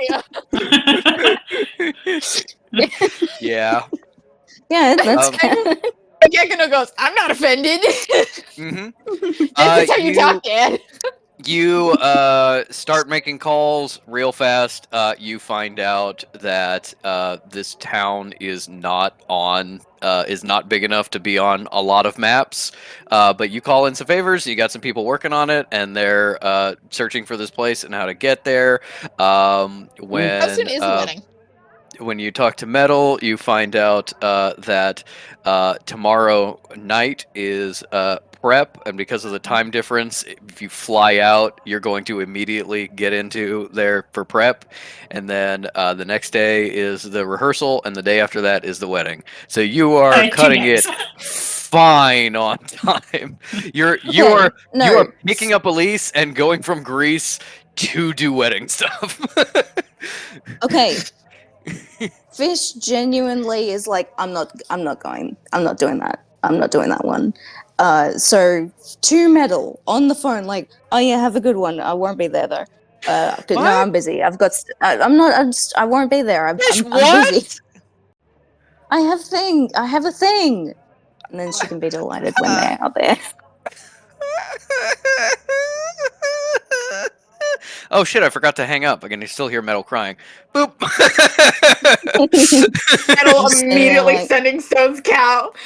Vic, you have to convince Fish to come to my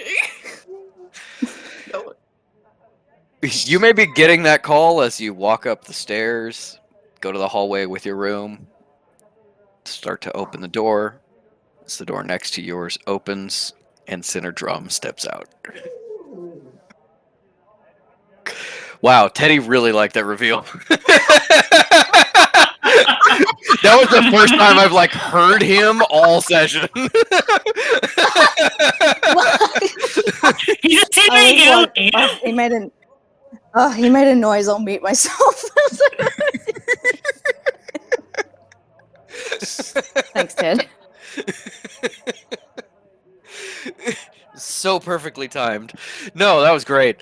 Cal like is like the sending stone is ringing and she's like, hi Metal. And then it like sees Sinner and she's like, hello? Looks at me. Why the fuck didn't you tell me your boyfriend's here? Sinner looks absolutely fucking shocked. What's outside? I feel like And his like he's very surprised before his expression like shudders, and he's like, oh sorry, I thought you were gonna be at the temple, so I just got a room in case you needed anything or wanted to talk or.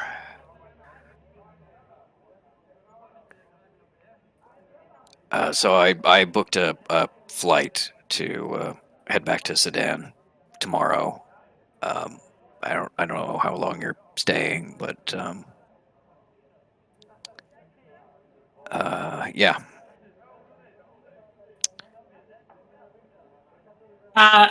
I think May's gonna have to do a self-insight.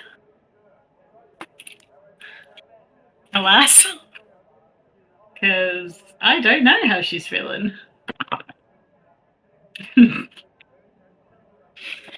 Well, that's a natural 1, which goes up to a 3. Maybe Sinner is stalking you.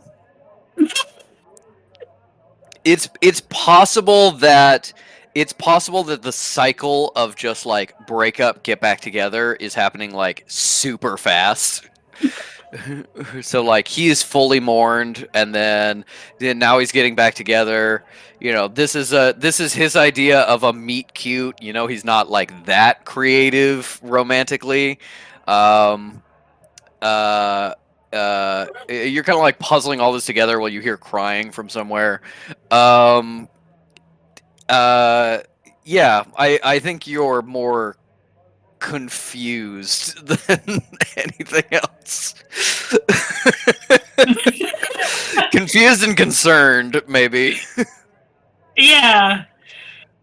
So just to confirm, May is reading that they've, because I don't think that was actually that was TBA last session, right? We weren't What? sure. That What? That so when Sinner was like, "Cool, glad you're alive. Don't fucking talk to me ever again." Basically, I was like, "Oh, is that a breakup?" And, well, TBA. We don't know if Sinner's actually. Yeah, no, I Yeah, said so- May doesn't know if Sinner Yeah. stayed in town or not, and the answer is Yeah. yes, he did, and also maybe they're not broken up. Maybe this was just a bad fight. This man is walking on eggshells. Yeah, I wasn't sure whether May was reading it as an actual breakup at this point or not. I think with a nat 1, maybe. Yeah. Okay. In which case, May is kind of awkwardly like, "Oh, well, I'm not a necromancer, and this is the only hotel." So, yes. Yeah.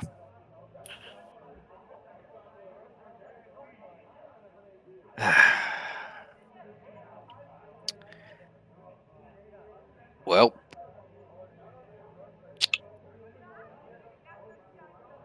I'm gonna go see if they have bars in Iran. And just kind of steps around you and goes downstairs. Does he run into Jamal?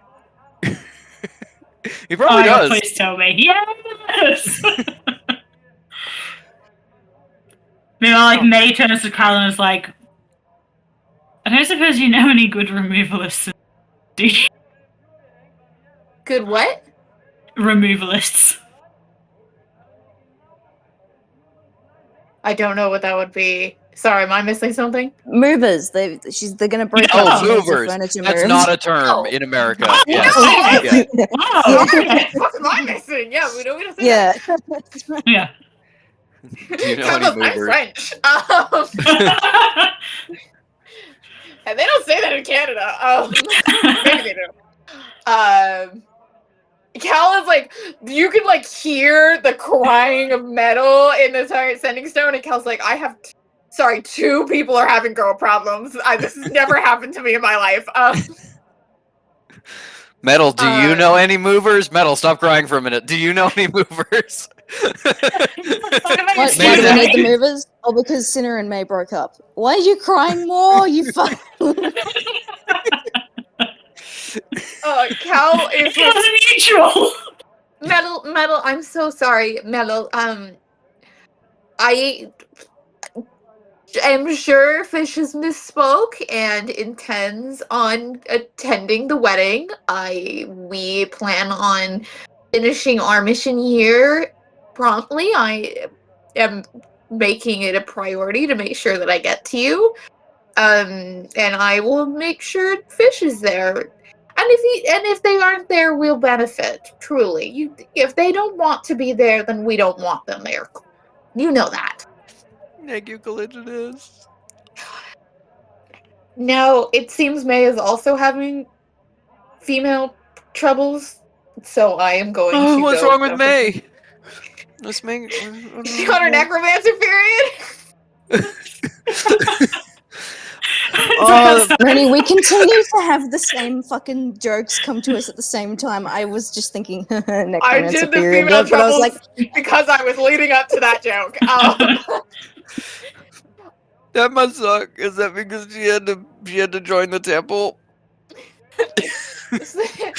No, Sinner came in here, which I didn't think he was in this country, and he just yelled at her publicly on the stairs because he is the brute. Oh so we will figure out why not why. Do I need to uninvite Sitter? Cal's like, I will ask May. I have him and May sitting together, obviously. I maybe could move him to another table. I don't know. I think that would fuck up the seating arrangement. My aunt's really spent a long time doing My it. darling, I will sit in center seat if I have to. Do not worry about it. Okay, it's just that Auntie Kate she was really obsessed over the seating chart, and I think she'd be really upset if we really changed anything. So yeah, maybe we could just play it by ear. Maybe we could swap someone else into the seat, or Okay. we can reduce the chairs. And I'm sorry, I'm making it about me. It is about you. It's your wedding. It's just I very will- nice. I will Nobody settle all else this. seems to think so. I understand. I know. I am so sorry. And I now will- Fish has a thing. This doesn't have a thing, my darling. It's probably I promise. important. No, it can't possibly be important. I think they're just causing drama, personally. I think Cal occurs. It's like, my love, I think they said that so you would start crying, and then they could show up and be the hero. That's so Yes, Fish is mean. Fish probably wants to come in and say, I object. Oh my god, that is very them. It's not a bad idea.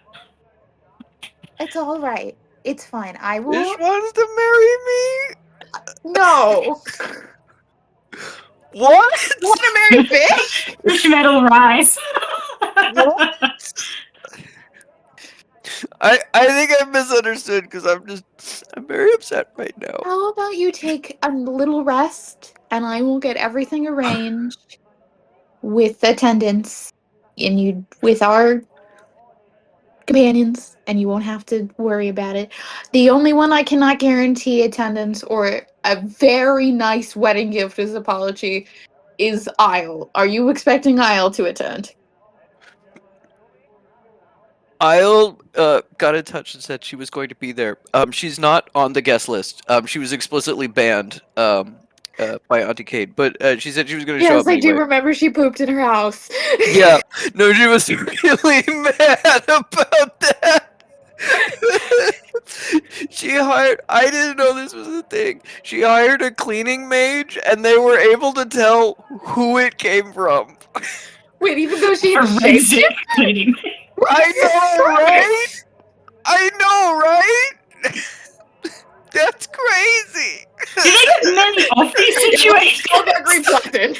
This is a niche market, clearly, that this man has cornered. You're like, I understand you're upset, but I have several follow-ups. Yes. Then it sounds like Isle will attend as a wolf in the woods and will howl appropriately, and that will be lovely. Okay, that sounds fine. Yes, and that's everything fine. You wipe your eyes. You don't want your face to be very blotchy before your wedding. It can affect you. You also have to make sure you're not dehydrated, so please drink a lot of water. Okay, yeah, it's just the cakes are late. And... Thank you, Collisionist. You're welcome. I'll see you soon. Okay, I'll see you soon. All right. Hang up. What did that man do? So, rewind a couple of minutes to the moment Cal turned away. You're cutting out Me again. too. Gotta lean in. The microphone is here. I don't know how much more I can lean in. Do this. Pretty much the moment, the moment Cal, turned her attention properly to the call, May has taken out her little Damn it. Swiss Again. door. And you I couldn't think- hear me. I think what happens is you go too high in pitch. But I don't have So, that high-pitched voice. Don't It's talk like crazy. that. Sorry. The moment Cal turned away to take that call, and put her attention forward, May took out her Swiss Army and is picking the lock to in the door. because she has thieves' tools on that thing. He does I have get thieves' tools on it. proficiency. That's And I get absolutely proficiency. true. Yep, I That's haven't used absolutely them true. once. And May rolled a nat 1 and is like, I gotta make sure he hasn't stolen some of my shit. And also, Patrick, if you want him to come back up and You're cutting out, but I think I got what you mean. yeah. Yeah, give me a thieves' tools check. Hell yeah. That's a 25. Because I get double proficiency on my tool checks. Hell yeah. You don't have proficiency with thieves' tools though. You have proficiency with a lot of tools. Cartographer's tools, I think. I don't think you turned have into a proficiency with thieves. Wait, but I do have tools proficiency. I think so. Oh, sorry, I missed. No, in my object proficiencies tab, it has tools You and do have instruments. thieves' tools proficiency. Oh my god. I Thieves, do. tinkers, calligraphers, and cartographers. Wow. Yeah, 25. Okay. Mhm. You take your lockpicks, put it in the lock. It's not like a modern lock. It's kind of an older school lock, so it doesn't function exactly how you expect it to the first time. But then you go, "Oh, I've seen these before." Click, and Yeah, I go, I'm a fucking high cleric. Open up. and you it is absolutely this moment of like, all right, I've just gotta oh, that was easy. All right. And Yeah. you are in. I want to do a big old perception roll. I want to know this man's business because he's been lying to me about a lot of things. Has he? No. The pot said to the kettle. That is a 12. Okay. With your perception, really? You must roll Yeah, I rolled terribly. low. I don't have any flash of genius left because you haven't let me take a long rest for 4 sessions. Correct. You with a 12, what is in this room is a duffel bag with some clothes.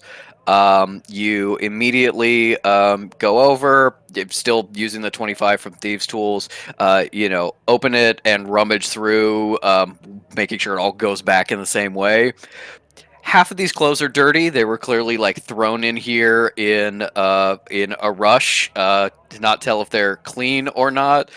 You find a handgun at the bottom of the bag that is absolutely not allowed in this country. There's like 2 grenades. There is a couple of like dossiers, work stuff that like I don't think he was supposed to bring with him. What do they say? Maybe he doesn't know that they are in that bag. That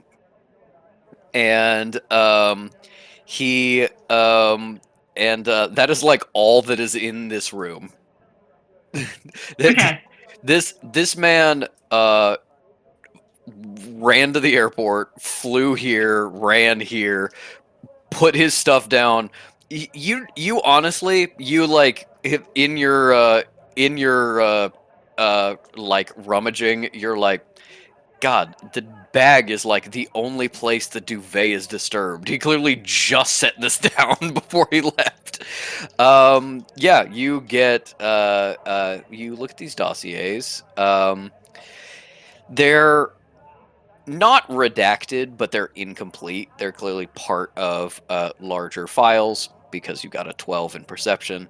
And they speak about, reading between the lines, factors working against the Sudanese government, mostly trying to stall the decolonization process. There is risk reports of Southern rebels, but there is also references to specific names that are white people with the colonial government that are, you have learned in the interim, members of the Maharu that are part of the startup there, and those are like the threats against the government that is happening. You don't know how severe it is, but you remember thinking that Sinner might be hiding things from you, that Sinner may be keeping how bad things were away from you. And I think with your Nat 1 insight check, you don't realize what someone genuinely on the verge of a work emergency that will probably cost lives, willing to drop that to come and get you, even when angry. Yeah. Cool. Well, May is just cranky that he's been hiding things. Puts it all back, closes up, and goes into her room. Yeah. I request a meanwhile back at the barn. So Yeah! Cal, I want to see Fish be like, by the way. yeah, so Fish is on the phone with Metal, hangs up, is still continuing They're on the way phone. long after Metal by now. Yeah. May and Cal walked up the stairs. I'm gonna say Jamal stayed down to just like, I don't know, play with Kakano while Fish was doing boring phone stuff. Ran into Knowing Jamal, he's probably like, okay, so what's the checkout time? Yeah. The checkout time is the time we need to be done by. And do we clean the room or... Okay, and what do you think is an appropriate tip? Absolutely. My dearest love, Jamal. So girls go upstairs, Metal goes on the phone, runs into Sinner, Cal calls Metal, May interrupts, May breaks into Sinner's room. Sinner goes downstairs.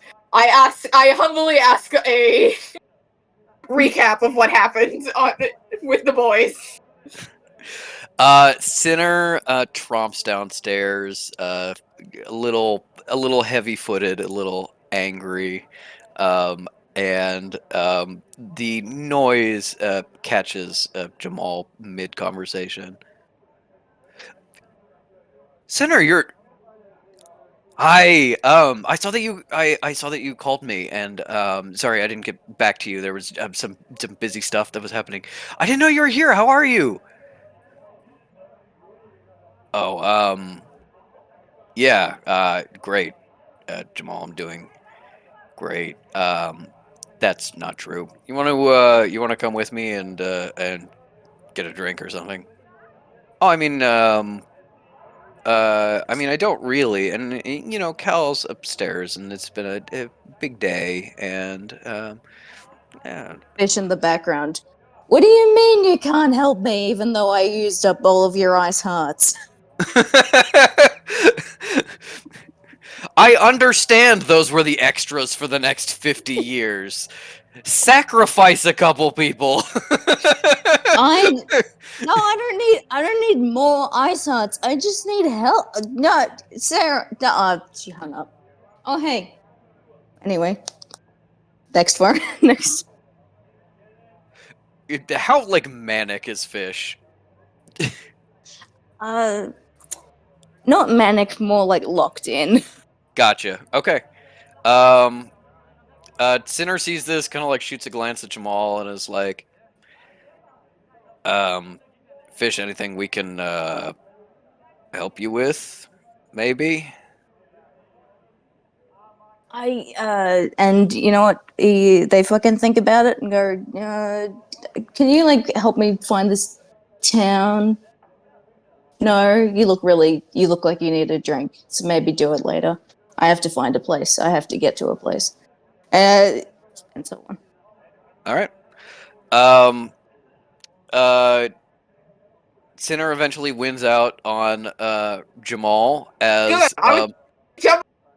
Yeah, as Cal is probably peeking around Sinner's door, going, "May, what the fuck are you doing?" Jamal comes upstairs and is like, "I'm gonna go out for drinks with Sinner. Oh, we got another room. That's cool." Yeah. Heads out. When Jamal comes upstairs and's like, I'm gonna get drinks with dinner, she like grabs him by the collar and like pats him on the shoulder and just goes, "Good, yes, get the intel. Report back to me." What? Okay, yeah.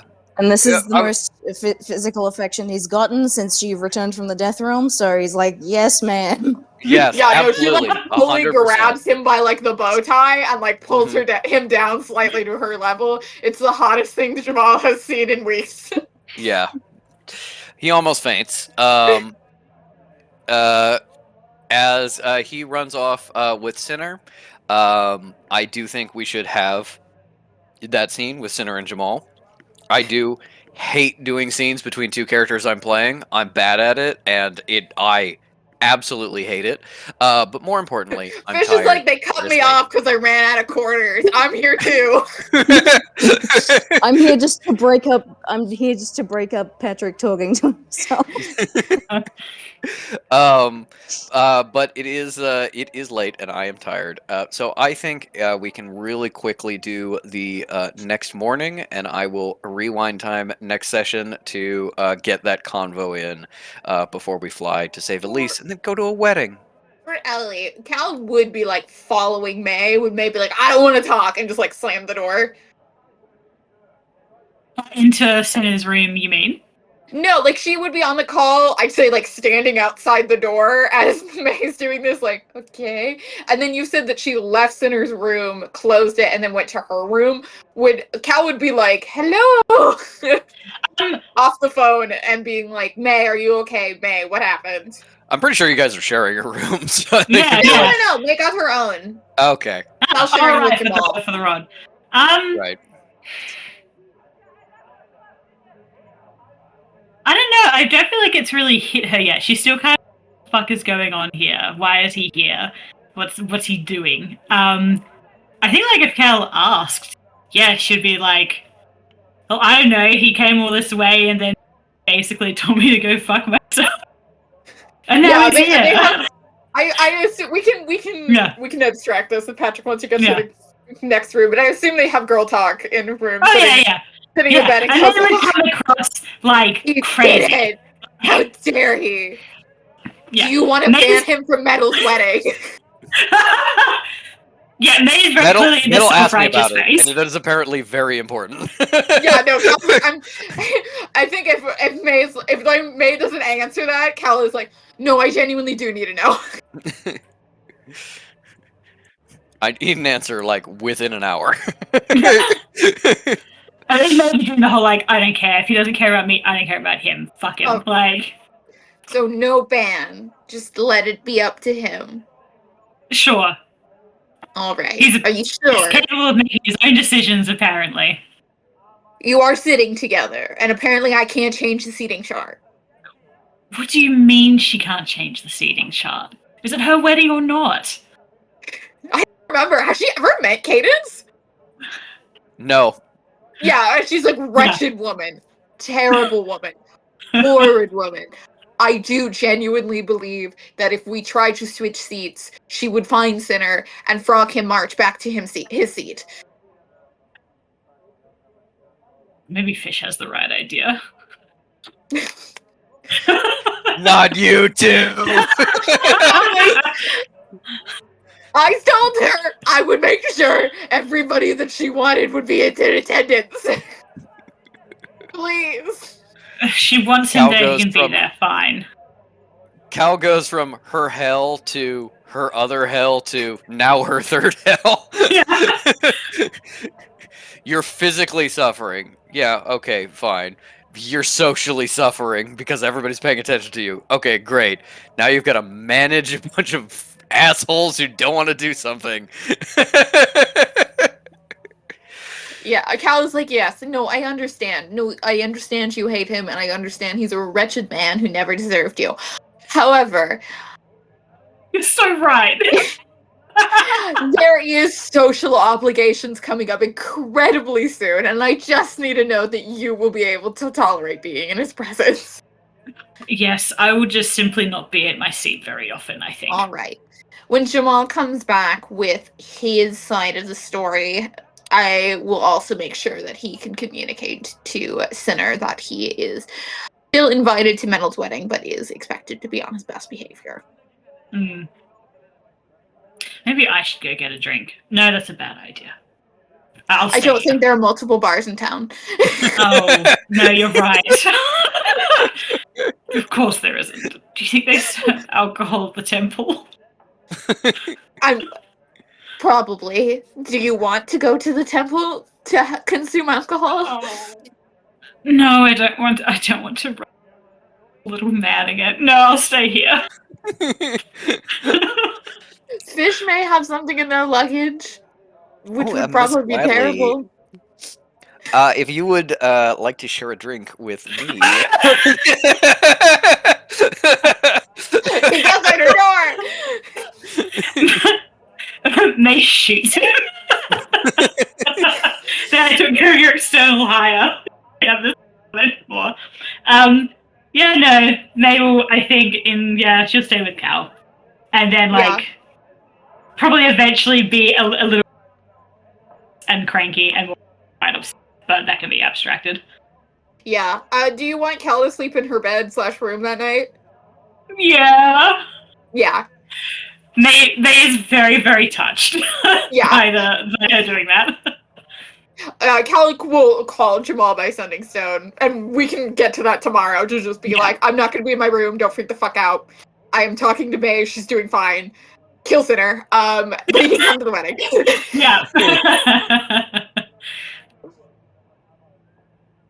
All right. Now, because I believe Fish is supposed to be sharing the room with May, now they're just going to be like, No. It was Oh. May alone, Cal and Jamal, Fish and and Beliala. Beliala. Yeah. Yeah. Gotcha. Yes. This is fine. Yeah, all good. You're gonna Really go don't in. show up half the time. Yeah, you're gonna go in, and Belial is busy tonight. She's guarding someone, Yeah, so you're just gonna go in, they've and you're got like, their I'm room gonna to poke around. themselves. I'm gonna poke around her book fort. And then they Ignore the go, sound of actually, I'm weeping not coming in from the interested in next room. reading. And you go, all right, reading, the thing that keeps Jonas away. A book This a is day keeps boring. Jonas away.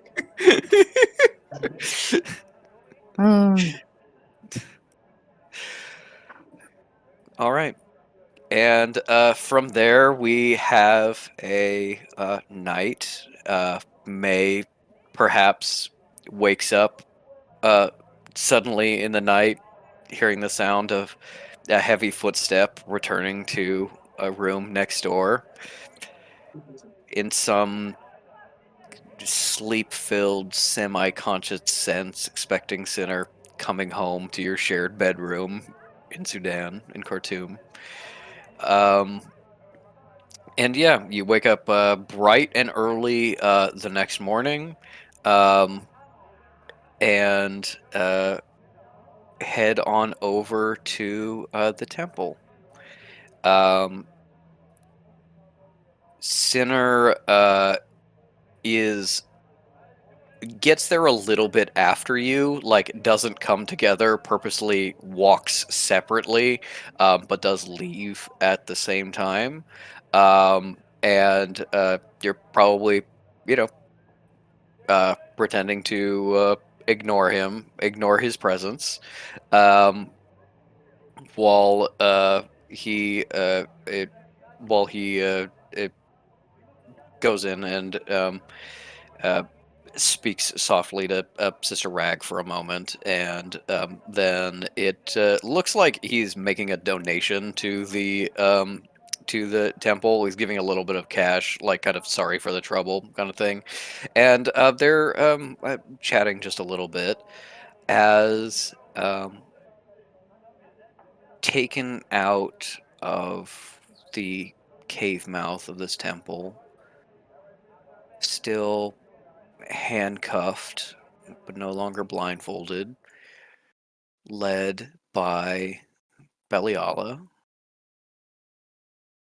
a Sister Oss. Coming out behind them, more clerics, a litter with the spread out remains of first Brother and Harkin, and then, excuse me, Abbot Tinnitus.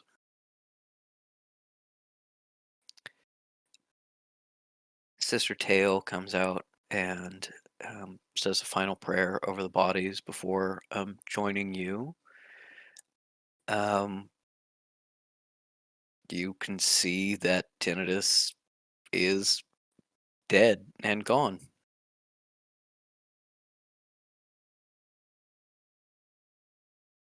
Cal very subtly nudges May and is like, "Can you please get Cat out for my sister?"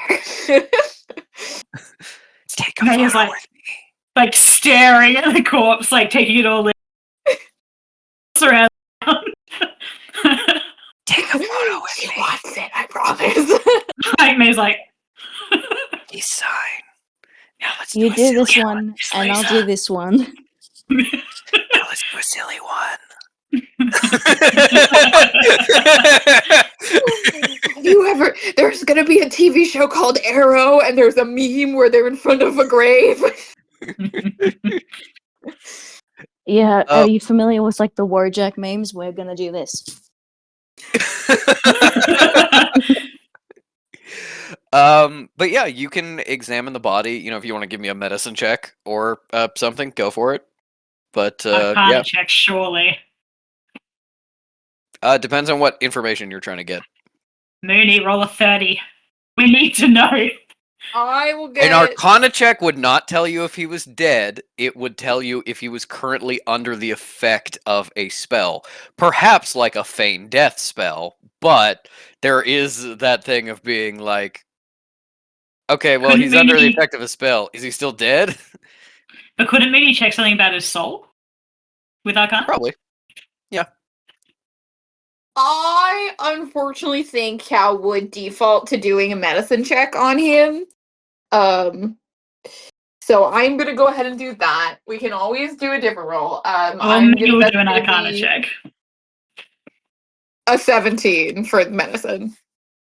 The body has fully gone through rigor mortis and has now relaxed. You can see the signs of it. The necromancers don't prepare their dead to not rot. They just prepare them to rot a little slower. So you can see that the veins are stilled. No breath. You do with a 17. You do a couple avidity tests. You know, you like push down on a big muscle and then like see if it rebounds, and it doesn't. So you're like, okay, that's dead. Yeah. On a 17, as far as you can tell, the exact timeline works out. He just kind of like slowly stopped breathing and then died last night. Does Cal feel a sense of like, does she have any reason to feel unease? Like, does she feel like, okay, so like, it's, I don't want to get too deep into it, but like, you know, like there's I'll put it more of a little more abstract. It's like how when you have like pet die, you should have your other pets like smell the corpse to have them understand. In parent death, there is that definite like disconnect from reality unless you kind of get a confirmation, which is similar to that. Does Cal feel that confirmation? Being that she is a mage, so she has reasons to be suspicious.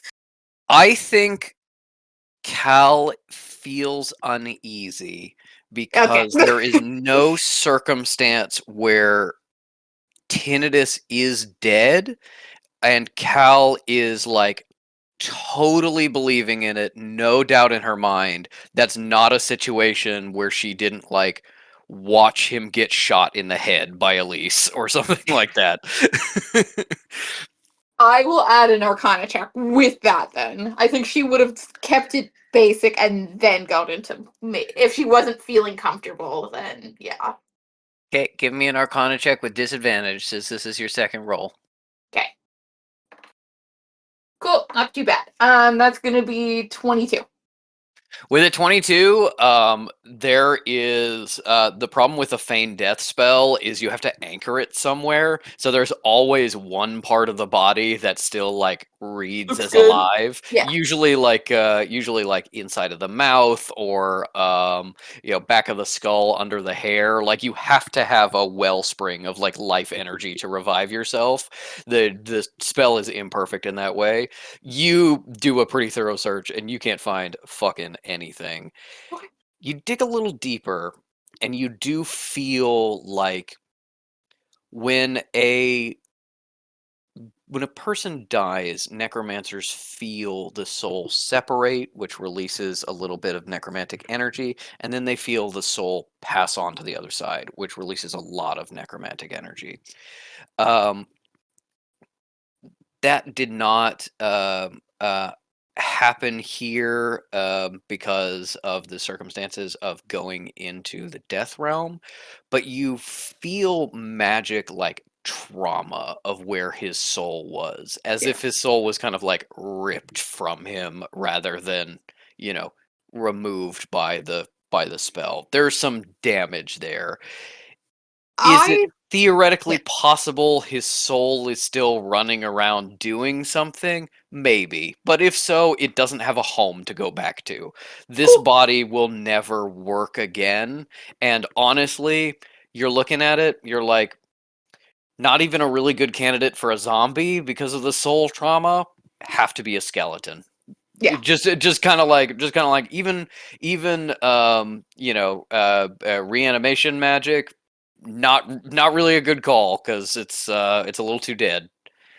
Basically, the what I think would be a natural conclusion is he had a very strong, deeply hateful soul. It probably hasn't burned out yet, but there's not really anybody who's going to be trying to figure out a lifeline for him, but he may still be existing in some form. Yes, he may still be existing in some form. There is, this is not something that Cal is thinking of because this is weird fucking mind magic. But there might be a world in which like a Bubba Moon type person is like, all right, I've been waiting for Tinnitus's soul to be free, and now as long as I do it by the end of today, I can capture it and we can be good. Like there is a universe where the soul could find a new vessel to be in. So ludicrously unlikely and requires someone to want Tinnitus's soul and Yeah. probably like him in some respect. Yeah. Okay. Makes sense.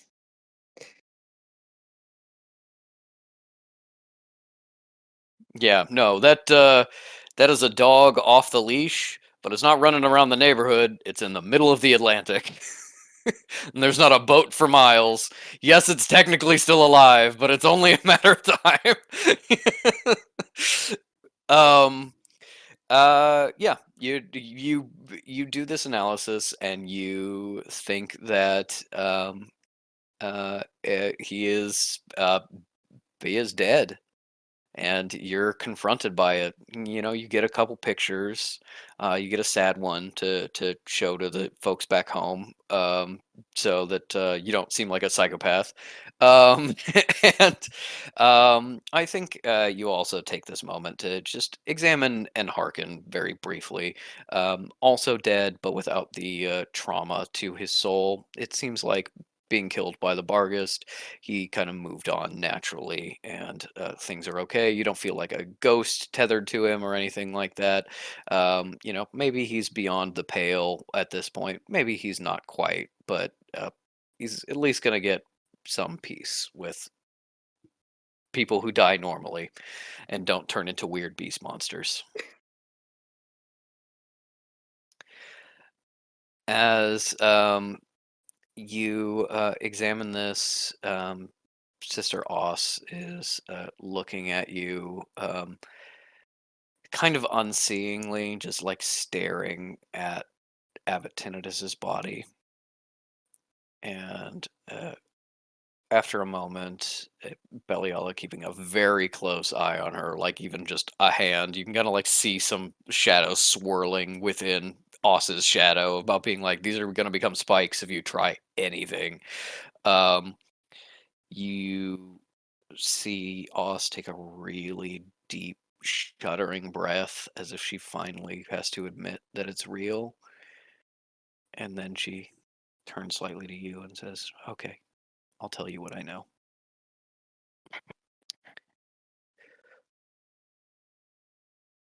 We met the woman calling herself the librarian. She reached out to Abbot Tinnitus and arranged the meeting. She had two hired men with her. One had a Russian accent. The other was sort of scrawny in a way, shaved head. And they remember there's a pair of them. Yeah, Tesseract and this partner.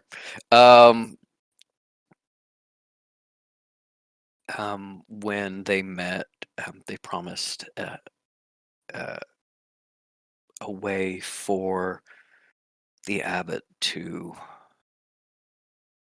finally take control of everything that he deserved.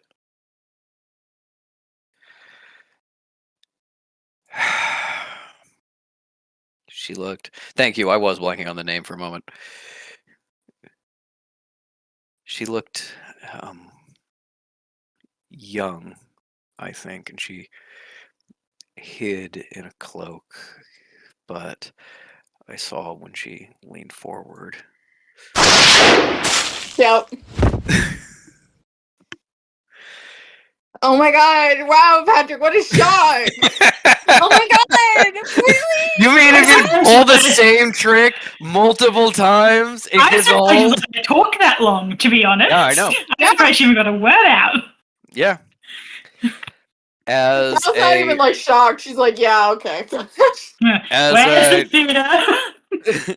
as a rifle from a long distance fires and hits cleanly in the head, Sandy? splattering what was Sister Oss all over the other clerics. May has just a moment of shock before she hits the ground, Sinner on top of her, fully shielding her body with his. As Jamal crouched in a corner, yeah, far away from Cal. And Fish still on the phone. yeah. What was No, that? it was a gunshot. I'm still Anyway. here. Somebody else got hurt, You not give me me. that I'm plain still kick here. or not? No, I'm at a funeral. I can't really talk. I'm gonna keep talking, but I am at a funeral. As later that day, after an investigation, an overlook and some rocks outside town, May will find a single shell of 308 stood up on the rock. Perfect fingerprint that matches hers. Fuck. Wouldn't be perfect. It's be in reverse, but okay. Yeah, it would be in reverse. You're right. No, it is perfect, but you like took the time to make You like a have to- reverse gel, No, like in no, a crime what she show. did is she like left it on like a glass and was like, you'd have to like look at the inside of the glass. I'm sorry. I didn't want to ruin that, but I had to be pedantic. No, that's fine. You're absolutely right. It was just a calling card for May from Andy, so it doesn't matter that it's reversed.